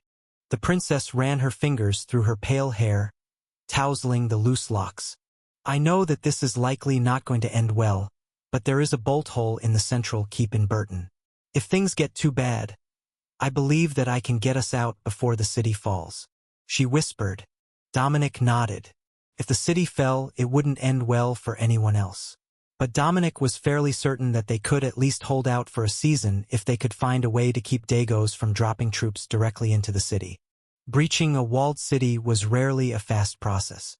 "What else do you think that we should have for city defense that you haven't seen yet?" Princess Alexis asked, defaulting to his role as advisor. "I think we need something long-range for shooting at airships. Artillery is an option, but standard cannons aren't made for it. We need something that will really be able to stop their advance," Dominic suggested. Alexis nodded. "I think that there is something. The inventor is just crazy enough that he might have found something brilliant." Dominic waited for her to explain. He believed that if he put a small steam boiler in a glider and a propeller like on the steamships, he could make a functional, powered glider. Dominic frowned. That was insane, but in theory it would work. It was just a huge fan pushing air to drag the contraption through the air. They pushed the airships along well enough, though slowly. As long as it would move fast enough, it was a valid plan. If he can get them to someone here in the capital to ship out somewhere near us, they might be able to intercept the airships. If not, we can default to airships with cannons and gliders with mages. Dominic suggested instead. Princess Alexis smiled, and a glint of amusement came to her eyes. I have it. I know how to defend the city. Not against the airships, against the soldiers on the ground. What we need isn't the army, but the rangers. Dominic frowned. The rural police force? I don't think I'm following. Mana revolvers. How do most sieges end? You run out of supplies. Burton isn't right on the river, but it has a moat and an underground aquifer. They can block the water flow to the moat easily enough, but Burton can hold out for quite a while with its water supply. The next thing to run out is ammunition. A portion of arrows can be recovered, but they're normally recovered by the attackers. That's not an issue with guns, but we can only carry so much ammunition. If we had a force with unlimited ammunition, there would be no need to preserve ammunition. It would make it brutally expensive to approach the city. Dominic patted her on the shoulder. I have a spell for that. Clay to steel. If we dredge a large amount of clay from the river, we won't run out of ammunition anytime soon. But if Dagos has the same spell, we should expect them to have a similar level of attack power. Alexis nodded.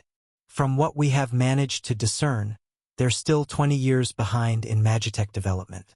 But as they've managed to obtain a number of our top military craftsmen, that might not be true for long.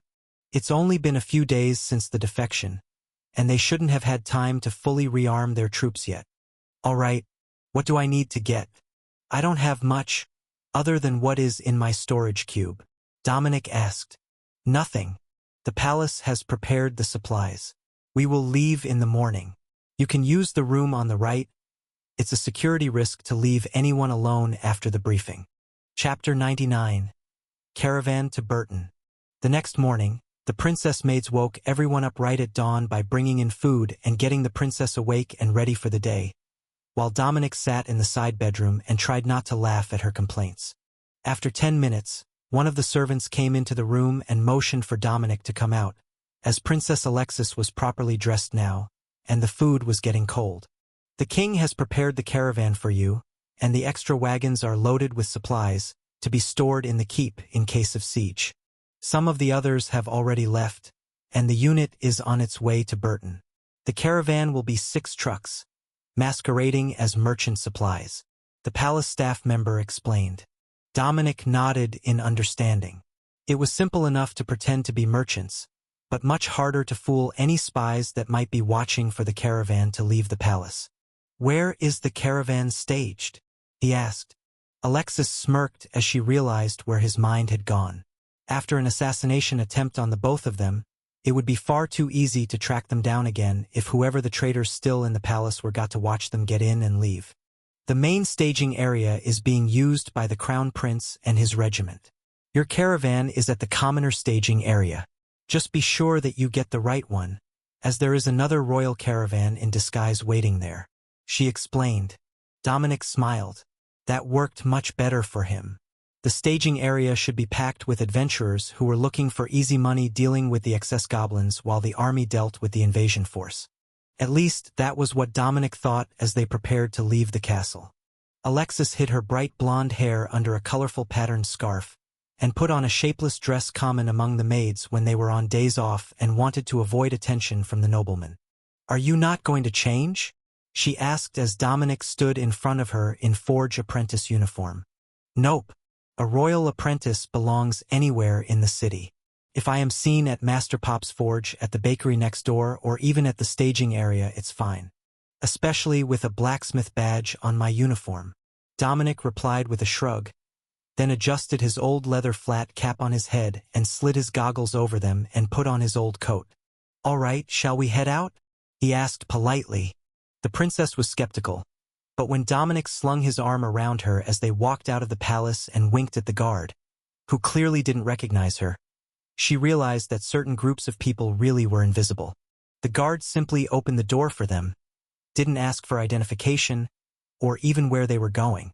The clear assumption was that Dominic and his anonymous girlfriend were headed out into the city to find somewhere private to spend the day. That was the best possible outcome for them, as nobody would question that sort of action, even if they did gossip about which of the maids or cooks might have taken off with him for the day.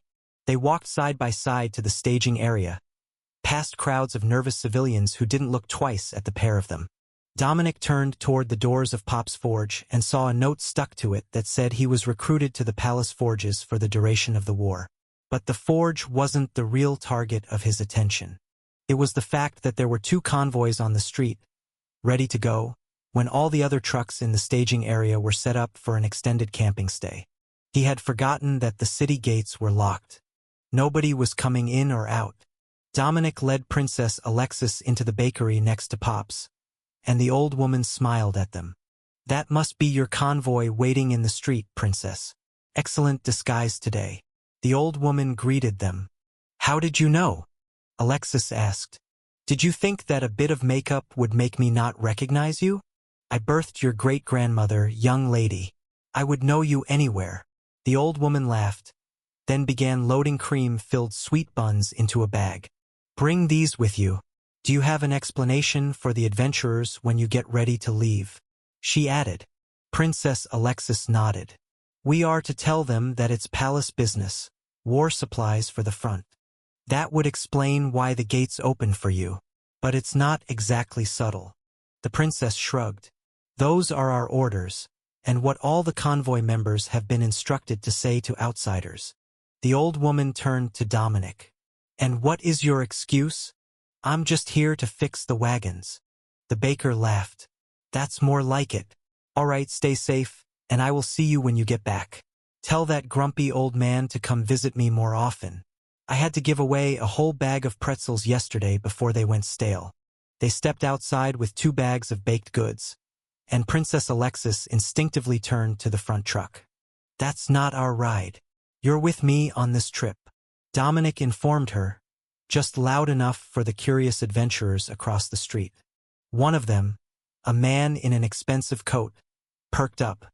"Are they going to open the gates for you?" he called, and subtly nodded to Dominic's apprentice badge-adorned uniform. Dominic gave him a thumbs up. "They will. I'm told they've got a royal pass for the trip and everything. Do you need a ride? I don't think they'll let any other trucks through, but you can ride with one of the drivers if you know your way around a shotgun." Dominic escorted Princess Alexis into the forge wagon in the middle of the column, and then tossed a silver coin up to the driver, who smirked as he tried not to laugh. Sneaking a lover along on a royal assignment was a ballsy move, but it looked like the adventurers in the staging area were buying their disguise. Chapter 100. Hiding in Plain Sight.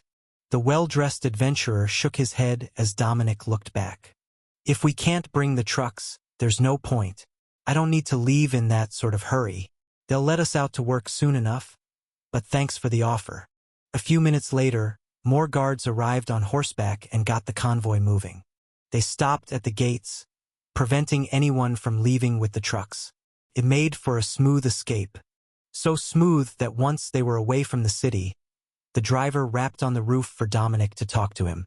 "Please tell me that is Lady General Alexis, and not your lover, who just happens to look like her. Nobody else has seen her, but the head count is full, so we left." He whispered. "Indeed it is. It seemed like it would be less suspicious if she stayed in the forge wagon than if she went to the commander's carriage at the front." Dominic agreed. The man nodded. "Understood. We will move the princess once we are further up the road. The commandant of the Burton garrison is waiting for her." "Got it. Now that we're out of the city, I would assume that she can drop the disguise." The driver nodded. "It's not like she needs it. The drivers of most of the wagons are her personal guard. We've known her all her life." The trucks trundled down the road for 2 hours, puffing steady plumes of steam out into the air as they ascended out of the river valley west of the city. "They loaded these carriages heavy," Dominic noted. "How can you tell?" "They're struggling up the hill. Not just the steam, but I can see the notches in the gravel where the wheels slipped. That only happens when you're really heavy," Dominic noted. Alexis nodded. "Because we've got a unit of riflemen coming to us, They loaded plenty of lead shot into the cargo along with the food for the expected siege. Dominic chuckled. I was going to request that they stop at the river closer to the city and collect clay to transform, as I recommended in the meeting. The princess shrugged. Clay is easy enough to get. They should have a fair bit in the city already. Burton is known for their pottery and housewares, among other things. Dominic wasn't sure that she fully appreciated the amount of ammunition that was going to be headed down range when the invasion reached the city walls. But if things got really bad, most of the buildings were likely to be made of bricks, and those could be crushed to clay dust, which might work for the spell. The ground leveled out as they moved out of the city along the secondary road, passing farms and more farms. Everything within sight of the road was cultivated, without more than a few dozen meters of trees between plots on this main road. The main road was paved with stone, but it didn't run directly to Burton. The chance of muddy sections on this route had been deemed worth the difference in distance. Everyone that they saw along the way was working, but Dominic could see the tension on their faces as they watched the convoy pass by. Just before sundown, they turned north and crossed the river again. This time across a stone bridge with a thick layer of clay over the top, so the steel wheels didn't damage the blocks.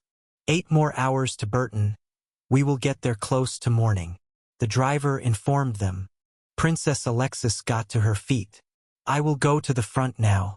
We're stopping to top off the water in the boilers anyhow, so it's a perfect opportunity. She got out when the convoy stopped on the other side of the bridge, and headed to the front in full armor with her visor down while the assistants brought with the convoy rushed off with a Magitech pump and hoses to pump up the river water. Dominic swung up onto the other side of the driver's seat to get a better view of the area, and the driver nodded at him. The man was familiar. It was the same one who had escorted Dominic to the princess suite after the assassination attempt. I just realized that I don't know your name, Dominic noted. Royal Guard Colonel Wilkes. Officially the head of this unit and the personal guard to the general. We're a bit anonymous with the identical armor and our visors down at work, but that's intentional. He laughed. The colonel was in his early 30s, but he had aged well, and his steady workout routine didn't let him show any signs of age, even in his casual outfit, other than the collection of battle scars. How do you not have any scars? The guard asked as they sat watching the refueling process. What do you mean? I'm still a spry young man. Dominic joked. No, I've seen you in combat. There is no way that anyone walked away from that battle without a mark on them. More than once, you've been right in the thick of the battle, but I have never even seen a scratch on you. Dominic was about to mention that he had almost died more than once in the last month. But that did prove Colonel Wilkes' point. So he went with the truth. I regain health when I use my magic to cause injury. That's why I always look fine. It's not that I never get injured, I just keep healing as I go, and that prevents most injuries from scarring. The colonel nodded. That's a useful skill. I can see why she wanted you as her advisor. You're still new to it, but you'll realize soon that the advisor is most often the wet work specialist of the royal team. The royal guard can't always take action, and the royals can rarely act directly. But the advisor, that's a different matter. When you're dealing with nobles, pay attention to their advisors. They're the ones who are going to be putting in the work to make things happen. Dominic sighed. I should have expected that, at least to some extent. If any of you were linked to the disappearance of a nuisance, it would be a scandal. But me? I'm hardly a noble. They can sweep that under the rug. Wilkes chuckled. And it's even better when it's a dragonkin advisor. We can just blame your bestial temper for the misunderstanding getting out of hand, and most of the time the victim will be blamed for their own demise.